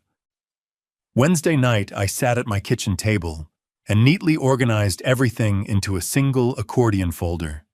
Paula's report, Dr. Howell's medical documentation, the USB from Frank the sonogram, and Claire's letter, and Eddie's surveillance photographs. I sealed the folder with a rubber band and put it in the locked cabinet in my office where I kept the company's original incorporation papers. Then I called Detective Karen Walsh at Columbus PD. We had met 3 years earlier when someone had broken into one of my warehouses. She was thorough, and she did not grandstand. "I need to bring you a package tomorrow morning," I told her. "Financial fraud, attempted murder, corporate theft. I have full documentation." A beat of silence. "What time?" she said. 8 o'clock, I said. "I'll be here," she said. I hung up and went to check on the spare bedroom, the one I had spent the previous Saturday afternoon quietly converting while Nathan thought I was resting. A second-hand crib from Goodwill assembled with instructions I had to read twice. A second-hand dresser. A lamp with a soft bulb. Nothing fancy, nothing that needed to be fancy. I stood in the doorway of that small room for a long moment, with my hand on the frame, and thought about Margaret saying, "This is the most important thing that has happened in this house." My phone rang at 11:47 p.m. Claire. I answered before the second ring. "Hal." Her voice was tight and compressed in the specific way of someone speaking through pain they are trying to manage. My water broke. Every thought in my head cleared instantly. The accordion folder, Detective Walsh, Nathan, Diana, all of it replaced by a single, clean, uncomplicated urgency. "How far apart are the contractions?" I said, already moving toward the front door. "They started about 20 minutes ago," she said, and I heard her breath hitch and hold, and then release, slowly. "They're already 5 minutes apart. This is happening fast, Hal. I'm calling Roy right now," I said. "Stay on the phone with me. Don't open the door for anyone until Roy knocks 3 times. I hit Roy's number on my second phone while keeping Claire on the first. Roy picked up on the second ring, groggy but immediate. I gave him the room number and told him to pull to the side entrance, not the front. He did not ask why. 14 years, and he never asked why when my voice sounded like that. I was in my truck and backing out of the driveway when Claire made a sound on the phone that tightened every muscle in my body simultaneously, a sharp, involuntary exhale that she tried to suppress and could not. "Claire," I said, "talk to me. Keep talking." "I'm okay," she said, breathing through her nose in the deliberate pattern Dr. Park had apparently taught her. "I'm okay. They're getting closer. Roy is 4 minutes away," I said. "I am 12 minutes away. You are not doing this alone." "I know," she said. And then very quietly, almost to herself, "I haven't been alone since you walked through that kitchen door." I pushed the truck to 60 on Airport Drive and did not think about the speed limit. My second phone buzzed on the passenger seat. I glanced at it at a red light. Eddie Cross. A text sent 2 minutes ago. "Heads up N. Just left his apartment. Heading your direction on 270. Don't know if he made the hotel location or if it's coincidence. Watching. The light turned green. I pressed the accelerator down and did not lift it. 12 minutes had just become 8. Roy was already pulling up to the side entrance of the Fairfield Inn when I turned into the parking lot, which meant he had been driving before I called him, which meant he had been awake and ready, which was exactly the kind of man Roy Casper had been for 14 years, and which I had never properly told him I was grateful for. I left my truck running at the curb and went up the stairs 2 at a time, my knee screaming at me the whole way. The knee I had damaged falling off a loading dock in 1999 and had been managing with stubbornness ever since. Room 214. I knocked 3 times. Claire opened the door. She was dressed, bag in hand, one arm braced against the doorframe, and the expression on her face was the most concentrated version of human determination I had ever seen outside of a freight yard dispute. She was pale and damp at her hairline, and her knuckles on the doorframe had gone white. But her jaw was set, and her eyes were clear. "Another one just ended," she said. "4 minutes since the last?" "Let's go," I said. I took the bag. She took my arm, not leaning on it heavily, just maintaining contact, the way you keep a hand on a rope in the dark. We went down the hallway and the back stairs, avoiding the lobby, and I helped her into the back seat of Roy's car, with more care than I had handled anything in years. Roy pulled out before I had fully closed the door. "Ohio Health Riverside," I said. "Service entrance on McMillan." "I know it," Roy said, and accelerated onto Airport Drive without another word. In the back seat, Claire breathed through a contraction, with her forehead tipped forward and both hands pressed flat on her knees, the specific, focused stillness of someone who has been told exactly what to do and is executing it with everything they have. I kept my eyes on the road behind us. No silver car. Not yet. "Hal," Claire said when the contraction eased. Her voice was rough at the edges. "What happens if he shows up at the hospital? Dr. Park has private access protocols," I said. "I arranged it 2 weeks ago through the hospital's patient privacy office. Claire Sutton is admitted under a restricted file, no information released to anyone not on the approved contact list. Nathan Mercer is not on that list." She absorbed this. "You arranged it 2 weeks ago." 3, actually. She turned her head and looked at me in the dark of the back seat. "You knew this might happen early. I knew we needed to be ready," I said. "That's not the same thing." "But yes." Roy turned onto McMillan and killed the headlights as we approached the service entrance, my instruction from 3 weeks ago when I had walked this route myself on a Tuesday afternoon just to know it. The gate opened on a code I had been given by the facilities manager after a conversation and a substantial equipment donation that I was not sorry about for a single second. Dr. Susan Park was waiting. She was 50, Korean American, with the kind of steady, unhurried competence that you only develop by having seen every possible version of a situation and knowing exactly which levers to pull for each one. She had a gurney and 2 nurses, and she assessed Claire in approximately 4 seconds, while the nurses took the bag from my hand. "How far apart?" she said. 3 minutes, Claire said. "Maybe less." "Fully effaced," Dr. Park said to the nurses already moving. "Let's go." She looked back at me over her shoulder. "Mr. Mercer, waiting room is through those doors on the left. I'll come find you." "Is she going to be okay?" I said. The question came out stripped of everything except what it was. Dr. Park looked at me with the direct, measured honesty of a woman who did not make promises she couldn't keep and did not withhold reassurance she could legitimately offer. "She's strong and she's ready," she said. "So is he." Then the door swung shut and they were gone. I stood in the service corridor under fluorescent lights that hummed at a frequency designed, it seemed, to make everything feel more clinical than it already was. Roy appeared at my elbow. "You want coffee?" he said. "God, no," I said. "Sitting room's down the hall," he said. "I'll be outside." I walked to the waiting room and sat down in a chair that had the specific uncomfortable quality of hospital furniture everywhere, designed to be cleanable rather than restful. The room was empty at this hour. A television mounted in the corner played a home improvement show. On mute, a man in a flannel shirt, gesturing enthusiastically at a subfloor.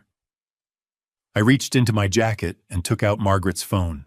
I was not looking for the video this time.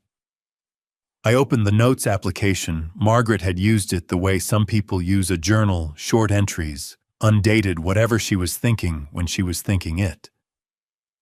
I had never read them. It had felt like going through mail that was not addressed to me. Tonight, I did not have the energy to maintain that particular boundary. I scrolled. Most of the notes were small things. Grocery lists, a quote she had liked from a book, a reminder to call her sister, a recipe for the lemon bars she made every Easter that I had never been able to replicate. Then, near the bottom of the list, a longer entry. The timestamp on it was 18 months before she died. I read it slowly. I am scared of the wrong things.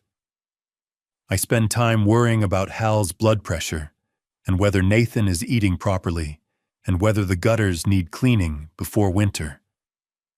I do not spend enough time on the things that will matter when I am gone. Nathan learned to love by watching us. We were not always good examples. Hal worked too much. I let him. We were happy, but we were also absent, both of us, in ways I don't think either of us has fully admitted.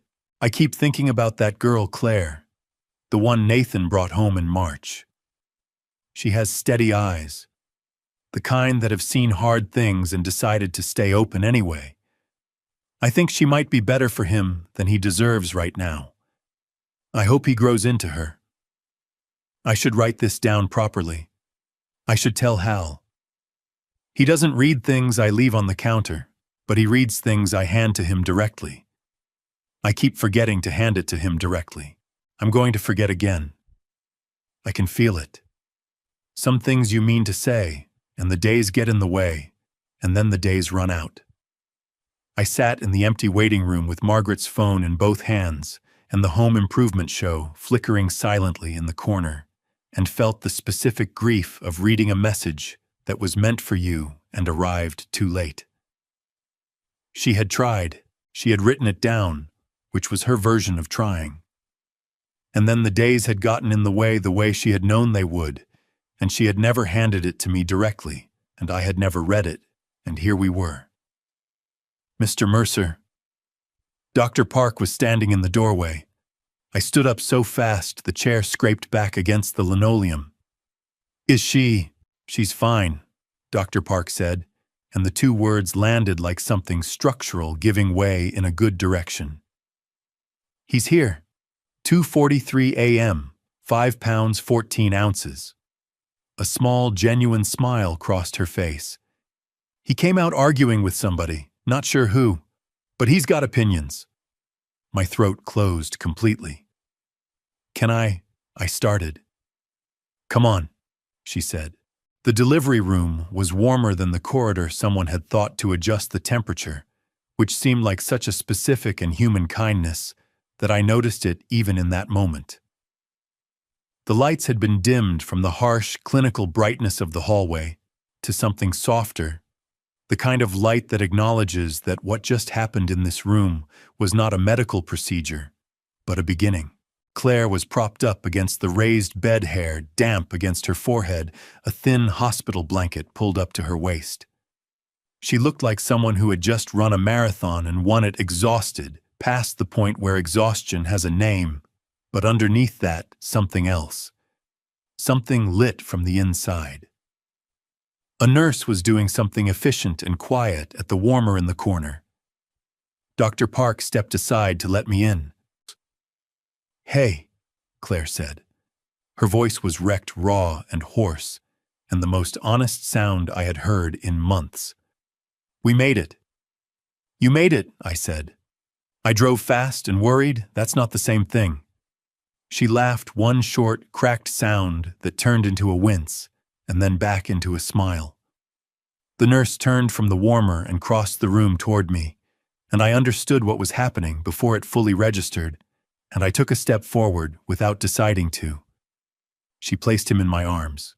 He was wrapped in a white blanket with blue stripes at the edges, the standard hospital kind, soft from 1,000 washings. He was small in a way that surprised me, even though I had been told the weight. 5 pounds, 14 ounces sounds like a number until you are holding it, and then it becomes something else entirely. Something that fits in the crook of one arm and weighs less than a bag of flour, and is somehow the heaviest thing you have ever held. His eyes were closed. His mouth was making small, intermittent movements, practicing something, though what I could not have said. His hands were fisted at his chest, with the absolute conviction of someone who has strong feelings about the arrangement of their fingers. I looked at his face for a long time.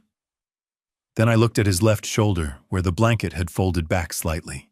A small mark on the skin, irregular, roughly oval, about the size of a thumbprint. Brownish pink against the newborn red of him. I had a mark exactly like it on my own left shoulder. My father had one. His father before him, as far as anyone knew.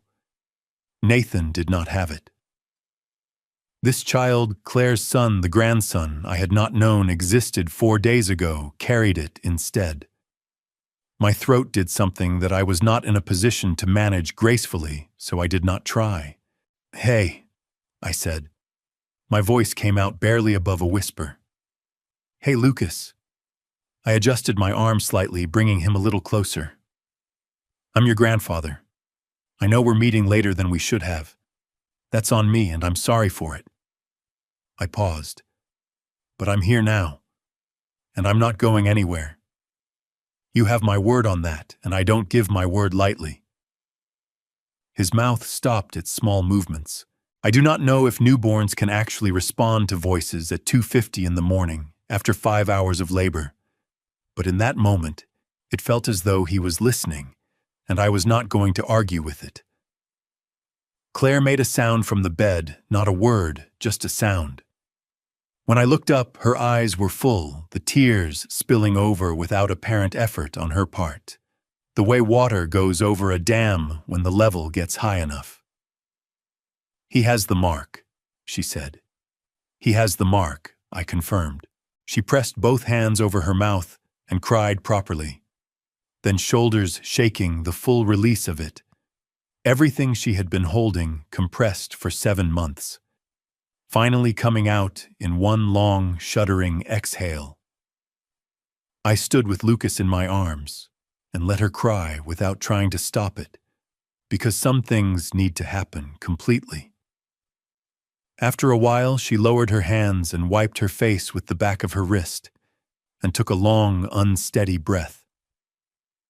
"What do we do now?" she said. I looked down at Lucas. His fist had relaxed slightly. One small finger had extended, pointing at nothing in particular, or perhaps at everything. "Now," I said, "I go make sure nobody gets through that door who isn't supposed to." My phone buzzed in my jacket pocket. I shifted Lucas carefully to one arm and checked it with my free hand. Nathan Mercer. Calling, not texting. I declined it. Then I read the text that came immediately after. "I know she's there. I know about the baby. You have until morning to make this right, old man. Or I will." My arm tightened slightly around Lucas, not enough to disturb him, just enough to feel the weight of him, solid and real and here. I typed back 4 words. "Come ahead. I'm ready." I left Ohio Health Riverside at 4:15 in the morning. Roy drove me home without being asked, which was exactly right. I sat in the passenger seat for once, something I almost never did, and watched the Columbus streets go by in the particular amber quiet of a weeknight at 4 a.m., when the city belongs to shift workers and insomniacs and men who have just become grandfathers for the first time. At the house on Elmwood Drive, I thanked Roy and told him to go home and sleep. He said he would be back by 7. I said that was not necessary. He said he knew and left anyway. I went inside and made real coffee my own from the tin in the cabinet that Nathan had never touched, and sat at the kitchen table and called Detective Karen Walsh at 4:30 a.m. She picked up on the second ring. "Lucas is here," I said. £5, 14 ounces. Mother and baby are secure at Riverside under the restricted protocol. "Good," she said. Her voice was alert in a way that suggested she had not been sleeping deeply. "And you're ready to move this morning?" "Yes," I said. "I'm going to call Nathan at 7 and tell him I had a bad night, that I need him to come by, that I want to talk about the company." I paused. "He'll come. He's been waiting for me to show weakness long enough that he won't question it." "I'll have 2 officers in position by 6:30, she said. "I'll be in the back hallway off the kitchen. You give me the word and we move." "The word is Lucas," I said. A brief silence. "Understood," she said. "Get some rest if you can." I did not rest. Instead, I went to the locked cabinet in my office and took out the accordion folder I had sealed 2 nights ago.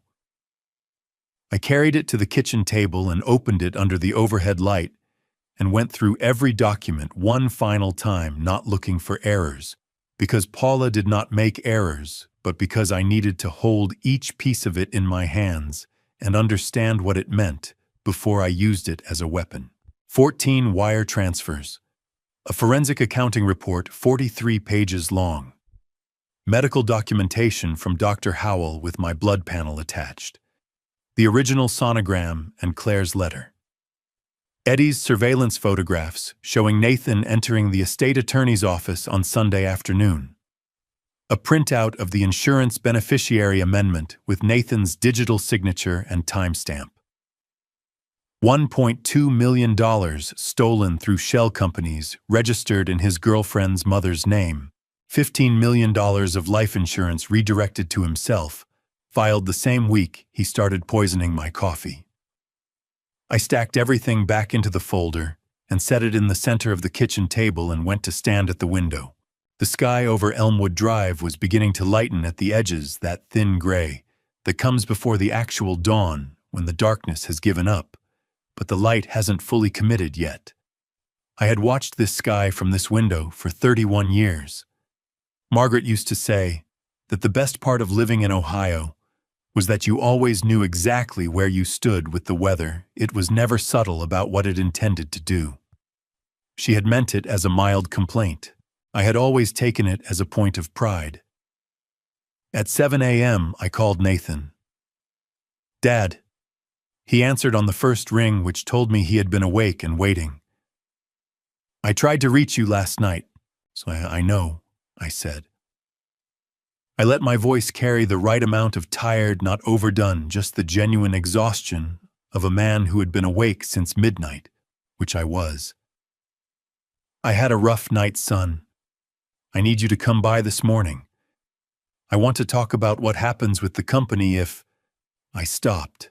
Let it hang. "Just come by, please." A pause. I could hear him breathing. "I'll be there in an hour," he said.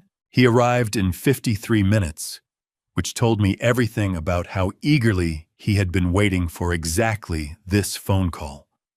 I was sitting at the kitchen table when he came through the back door, the accordion folder in front of me. My hands folded on top of it, the real coffee cooling in a mug to my right. I had not touched Nathan's coffee this morning. There was no need to pretend anymore. He came into the kitchen and stopped. He looked at the folder. He looked at me. He looked at the folder again. "What's that?" he said. Sit down, Nathan, I said. Something shifted in his face, a quick recalibration, the way a person's expression changes when they have walked into a room expecting one thing and found another. He pulled out the chair across from me and sat down slowly, his eyes staying on the folder. You look better this morning, he said carefully. I thought you said you had a bad night. I lied, I said. I've been doing a lot of that lately, practicing. I held his gaze. You taught me how important it was. His jaw tightened. Dad. Paula Hines completed her report 2 days ago, I said. I opened the folder and slid the top document across the table. 14 transfers, 18 months, $1.2 million through 3 LLCs registered in Sandra Cole's name. Your authorizations are on every single one. I slid the next document across. Dr. James Howell's medical report. Amlodipine at 3 to 4 times therapeutic dose in my bloodstream, consistent with 10 weeks of daily exposure. The coffee sample tested positive. Another document. Insurance beneficiary amendment. $15 million. Filed the same week the dizzy spells started. I set my hands flat on the table. You want to keep going, or do you have questions? Nathan sat very still. The color had drained from his face in a way I had never seen before. Not the flush of anger I had expected, but a true blanching, the blood going somewhere else entirely, leaving him looking hollowed out under the kitchen light. How long have you known? He said. His voice was stripped down to something I barely recognized. Long enough, I said. He pressed both hands over his face and dragged them down slowly. When his hands came away, what was left in his expression was something I had not been prepared for. Not defiance, not more manipulation, but a kind of raw, exhausted collapse like a structure that had been under too much load for too long and had finally exceeded its tolerance. I didn't... He started, stopped. Diana said the doses were safe. She said it would just make you tired enough to sign things, to agree to things. He looked up at me and his eyes were red at the rims. I swear to God I didn't know she was trying to... Nathan. My voice came out quiet and flat. Don't. His mouth closed. I found your note, I said. The one from when you were 19. A man who builds things that last. You wrote that. I looked at him. What happened to him? Nathan flinched as though I had struck him. For a moment his face crumpled, completely ugly, unguarded, the face of someone who has just been asked the one question they cannot answer and cannot avoid. His hands came up to cover it, and he pressed them there, his shoulders going forward, a sound coming from him that was not quite a sob, but was right at the edge of one. I don't know, he said into his palms. I don't know, Dad. I'm sorry. Lucas Harold Mercer was born at 2:43 this morning, I said. 5 pounds 14 ounces. He has the family mark. Nathan's hands came down from his face. He stared at me. You have a son, I said. And because of what you and Diana did, he came into the world in a hotel room emergency, instead of a proper hospital arrival with his mother living in a storage room for 4 months, and his grandfather not knowing he existed. I let that land completely before I spoke again. Lucas. From the back hallway, Detective Karen Walsh stepped into the kitchen doorway. Nathan turned at the sound of her footsteps. 2 uniformed officers appeared behind her. Nathan Mercer. Walsh said, badge in hand, her voice carrying the calm authority of someone who had done this hundreds of times and found no satisfaction in it. I have a warrant for your arrest on charges including financial fraud, theft by deception, and criminal poisoning. Please stand up and keep your hands where I can see them. Nathan stood. He did not fight it. He looked at me one last time over the kitchen table, over the folder, over the coffee mug, over the morning light, coming through the window where I had watched the sky for 31 years. Was any of it real? He said. Did you ever actually? I loved you every day of your life, I said. Even today. That's what makes this the hardest thing I have ever done. The handcuffs closed. The police took Nathan out through the front door at 8:51 in the morning. I stood at the kitchen window and watched the cruiser pull away from the curb on Elmwood Drive. And then I stood there for another minute after it disappeared around the corner, because my legs had decided that sitting down was a reasonable response to the last 6 hours, and I was inclined to agree with them. Detective Walsh came back inside after walking the officers out. Diana Cole, I said. Eddie Cross flagged her with the airport authority at Columbus Express last night. Walsh said, setting her folder on the counter. She booked a one-way to Miami under her own name, which tells you how confident she was that this would go differently this morning. She looked at me steadily. They picked her up at the gate at 7:40. She had 2 checked bags and a laptop. The laptop has already been flagged for forensic review. I thought about Diana sitting in a departure gate with 2 packed bags, confident that by this time this morning, I would have signed whatever Nathan put in front of me or been too incapacitated to stop him. I thought about her patient-specific intelligence, the LLC structure, the 2 prior companies, the years of practice, and felt a cold, impersonal recognition that some people are simply built for a particular kind of damage and spend their lives finding new places to apply it.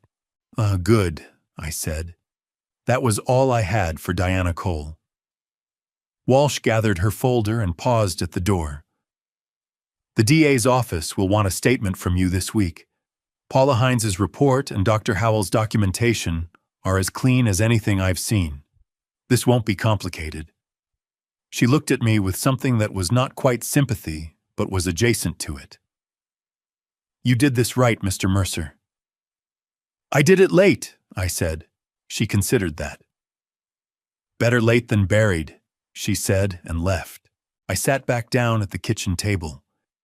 The accordion folder was still spread open in front of me, documents I had carried for days, the architecture of everything Nathan and Diana had built against me. I stacked them back into order and tied the folder shut and set it by the door for Walsh's office. Then I called Frank Delgado. He answered on the 3rd ring, the sound of an air wrench somewhere behind him, going quiet as he picked up. It's done, I said. Both of them. A pause. Good, Frank said. The same word I had used about Diana and carrying the same weight. Frank, I stopped, started again. I have a proposition for you. Not as an apology. I'm done trying to pay you back for something that can't be paid back. This is a separate thing. I looked out the kitchen window at the bare November yard. I need a director of operations at Mercer Freight. Someone who knows how the actual work gets done. Someone I trust to tell me when I'm wrong. I paused. The salary is real and the job is real, and you can say no and it won't change anything between us. The air wrench started up again somewhere in the background, then stopped. Send me the job description, Frank said. I'll read it. That's all I'm asking? I said. I hung up and sat for a moment in the quiet kitchen. The coffee in my mug had gone completely cold. I drank it anyway. Then I drove to Ohio Health Riverside. Claire was awake when I came in, sitting up in the hospital bed with Lucas against her chest. His face turned into her neck, both of them existing in the specific mutual peace of people who have been through something together and come out the other side of it. She looked up when I pushed the door open. How did it go? She said. Nathan is in custody, I said. Diana was picked up at the airport this morning. It's over. She closed her eyes for a moment, opened them. Her chin trembled once hard, and then she pressed her lips together and held it. Okay, she said quietly. Okay. I pulled the chair to the side of the bed and sat down. Lucas stirred slightly at the movement, a small adjustment, a tiny fist opening and closing against Claire's shoulder. There's something I want to ask you, I said. You don't have to answer right now. You don't have to answer at all if you don't want to. She looked at me. I want to start the legal process to recognize you as family, I said. Formally, permanently, you and Lucas both. I held her gaze. Margaret would have wanted that. But more than that, I want it. Because you are the person who kept this family from disappearing, and you deserve to have it be yours as much as it is mine. Claire looked down at Lucas for a long moment. When she looked back up, her eyes were full again, but different from last night. Last night had been relief. This was something else. Something that looked quietly and without performance like the beginning of being home. Yes, she said. I'd like that very much, Hal. Spring came late to Columbus that year. The last of the snow did not fully release its grip on the yard at Elmwood Drive until the third week of March. And even then, it went reluctantly retreating to the shaded corner by the fence, holding on in a thin gray strip for 2 weeks past, when everything else had thawed. By early April, though, the maple in the front yard had finally made up its mind, and the first leaves were out small and bright and unreservedly green in the way that only new things are. I noticed them from the kitchen window on a Tuesday morning, while I was making coffee and thinking about nothing important. It struck me that I had not noticed the leaves coming in for 3 years, not since Margaret died. I had lived through 2 springs without seeing them. I had been too busy performing my own slow disappearance to pay attention to anything that was quietly becoming. The trial had concluded in mid-March. Nathan pleaded guilty on all counts: financial fraud, theft by deception, criminal poisoning. The assistant district attorney told me the evidence package Paula had assembled was, in her words, cleaner than anything she had seen in 11 years of financial crime prosecution. Nathan received 17 years. He would be eligible for parole consideration after 12, which I understood, and did not have strong feelings about either way. He was my son, and I loved him, and I hoped that 12 years would be enough time for him to find his way back to the person who had written 9 words on a piece of paper at 19 years old. I did not attend the sentencing. I stayed home with Lucas. Diana Cole received 13 years on compounded charges: fraud, conspiracy, criminal poisoning, and 3 counts related to her prior companies in Akron and Hamilton County, which the DA's office had moved to reopen based on Paula's documentation. The woman who had spent years studying how to dismantle things other people had built was going to have a considerable amount of time to reconsider her methodology. I did not think about Diana Cole very much after that. Some things you close like a file cabinet and lock. The legal process to formally recognize Claire and Lucas as family was completed the first week of April. Claire Sutton Mercer by the court's declaration. Lucas Harold Mercer by his own birthright. The attorney who handled it was a woman named Barbara Keene, who had been doing family law in Columbus for 22 years, and who cried slightly when she handed me the finalized papers, which she apologized for, and which I told her was entirely unnecessary to apologize for. I framed the papers and hung them in the hallway beside the photograph from Put-in Bay. The second week of April, I drove to Lou's Diner on my own on a Wednesday afternoon when the lunch rush had ended, and the place had settled into the particular quiet of mid-afternoon, the booths empty, and the coffee maker cycling through its idle hum. Linda Cho was behind the counter restocking the pie display. She looked up when I came in. She set down the pie server and waited. I sat down on one of the counter stools. Not the corner booth, not today, not for this. And put both hands flat on the counter. I owe you something I don't know how to properly calculate, I said. You gave my daughter-in-law a place to sleep when she had nowhere. You gave her work when she needed to feel like she was still standing on her own feet. You kept her safe for 4 months without knowing who I was, or whether any of it would matter. I held Linda's gaze. I know you didn't do it for me. I know you did it for her. But it got her to the place where she could find me, and I need you to understand what that means. Linda looked at me for a long moment, with the steady, unsentimental expression of a woman who had been running a diner for 22 years and had long since stopped being surprised by what walked through her door.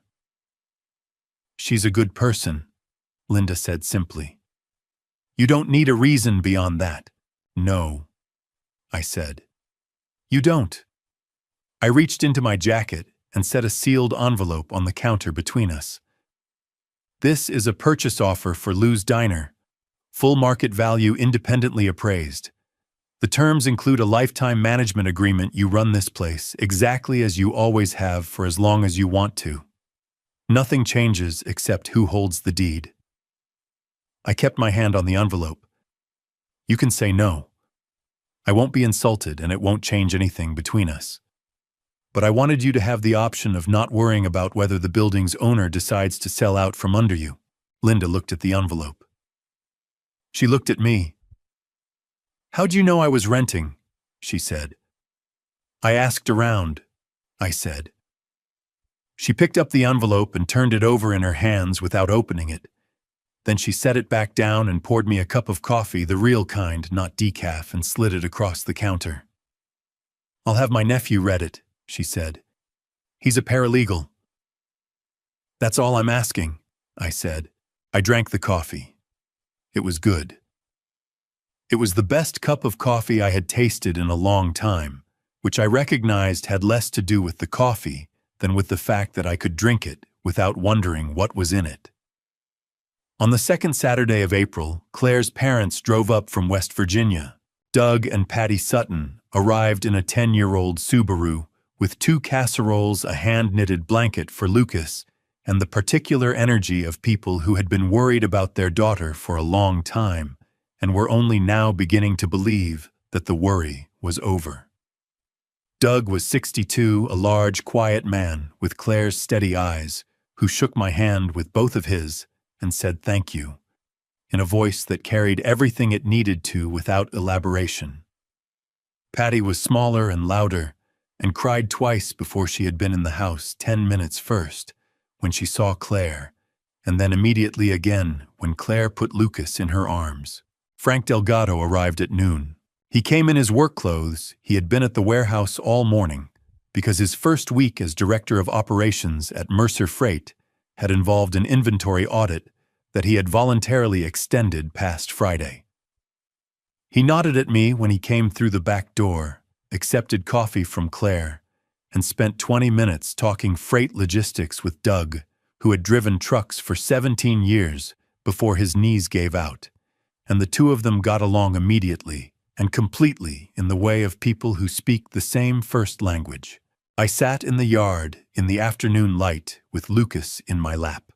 He was 5 weeks old and had recently discovered that the world contained things worth looking at, and he was exercising this discovery with great seriousness, his dark eyes tracking the movement of leaves in the April wind with the concentrated attention of a scientist observing a new phenomenon.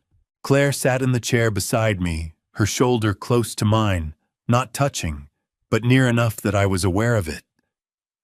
From inside the house came the sounds of Patty washing dishes and Doug telling Frank something about highway grades in West Virginia that Frank was responding to with what sounded like genuine interest. Frank seems good, Claire said. He's exactly what the company needed, I said. Which is someone who tells me when I'm wrong before I've committed to being wrong. She smiled at the yard. Margaret would have liked him. Margaret would have fed him 3 times and asked him about his family, I said. In that order. Claire laughed, the real kind, the kind that came from somewhere unguarded. Lucas looked up at the sound of it. I looked down at him, looking up at her, at his grandmother's name that he would one day learn at the yard that had held 31 years of a life I had built, board by board and contract by contract, and morning by morning at the leaves that I had finally remembered to notice. I had spent 35 years building Mercer Freight, warehouses, contracts, trucks, accounts, things made of metal and paper and handshakes. I had believed that was the structure. That was what lasted. But the thing in my lap weighed 5 pounds and 14 ounces and had a mark on his shoulder that connected him to people he would never meet. And he was looking at his mother with the absolute unearned trust of someone who had arrived in the world already knowing where home was. "Margaret," I said quietly to no one in particular, and to her specifically, "I think I finally understand what you were trying to tell me." The April wind moved through the maple. The leaves turned in it bright and new and unreservedly green. I held my grandson and stayed right where I was. Looking back on everything that happened, I keep returning to one simple truth that took me 67 years to fully understand. You can build a fortune with your hands, but you cannot buy back the moments you were too busy to notice. I am not proud of the father I was. I gave Nathan everything except the one thing that mattered: my actual presence. I was in the building, but never really in the room. And a child who grows up watching an empty chair learns eventually to fill it with something dangerous. Do not make the mistake I made. Do not measure your worth by the size of your company or the balance of your accounts. Measure it by whether the people who needed you actually felt you there. I learned that lesson almost too late, and the cost was a son I lost twice. Once to absence, once to a courtroom. I believe God allowed the truth to surface when He did, not a moment sooner than necessary, not a moment later than survivable. That is the only way I can explain Claire finding me in that diner on that particular Friday night, with that particular notebook in her apron pocket. These grandpastries do not exist to entertain. They exist because someone needs to hear them. This revenge story is not about anger. It is about what happens when love arrives too late and justice arrives just in time. And if these grandpastries have taught me anything worth passing on, it is this: protect the people in front of you before life forces you to go searching for them. If this revenge story reached something real inside you, if any part of Hal's journey felt familiar, leave a comment and tell me what you would have done differently. Share this with someone who needs it. And if these grandpastries have earned a place in your week, subscribe so you never miss what comes next. Thank you for staying with me all the way to the end. And a gentle reminder, some details in the stories ahead have been fictionalized for storytelling and reflection purposes. If that style of content is not for you, feel free to step away and find something that speaks to your heart better. No hard feelings and no judgment whatsoever.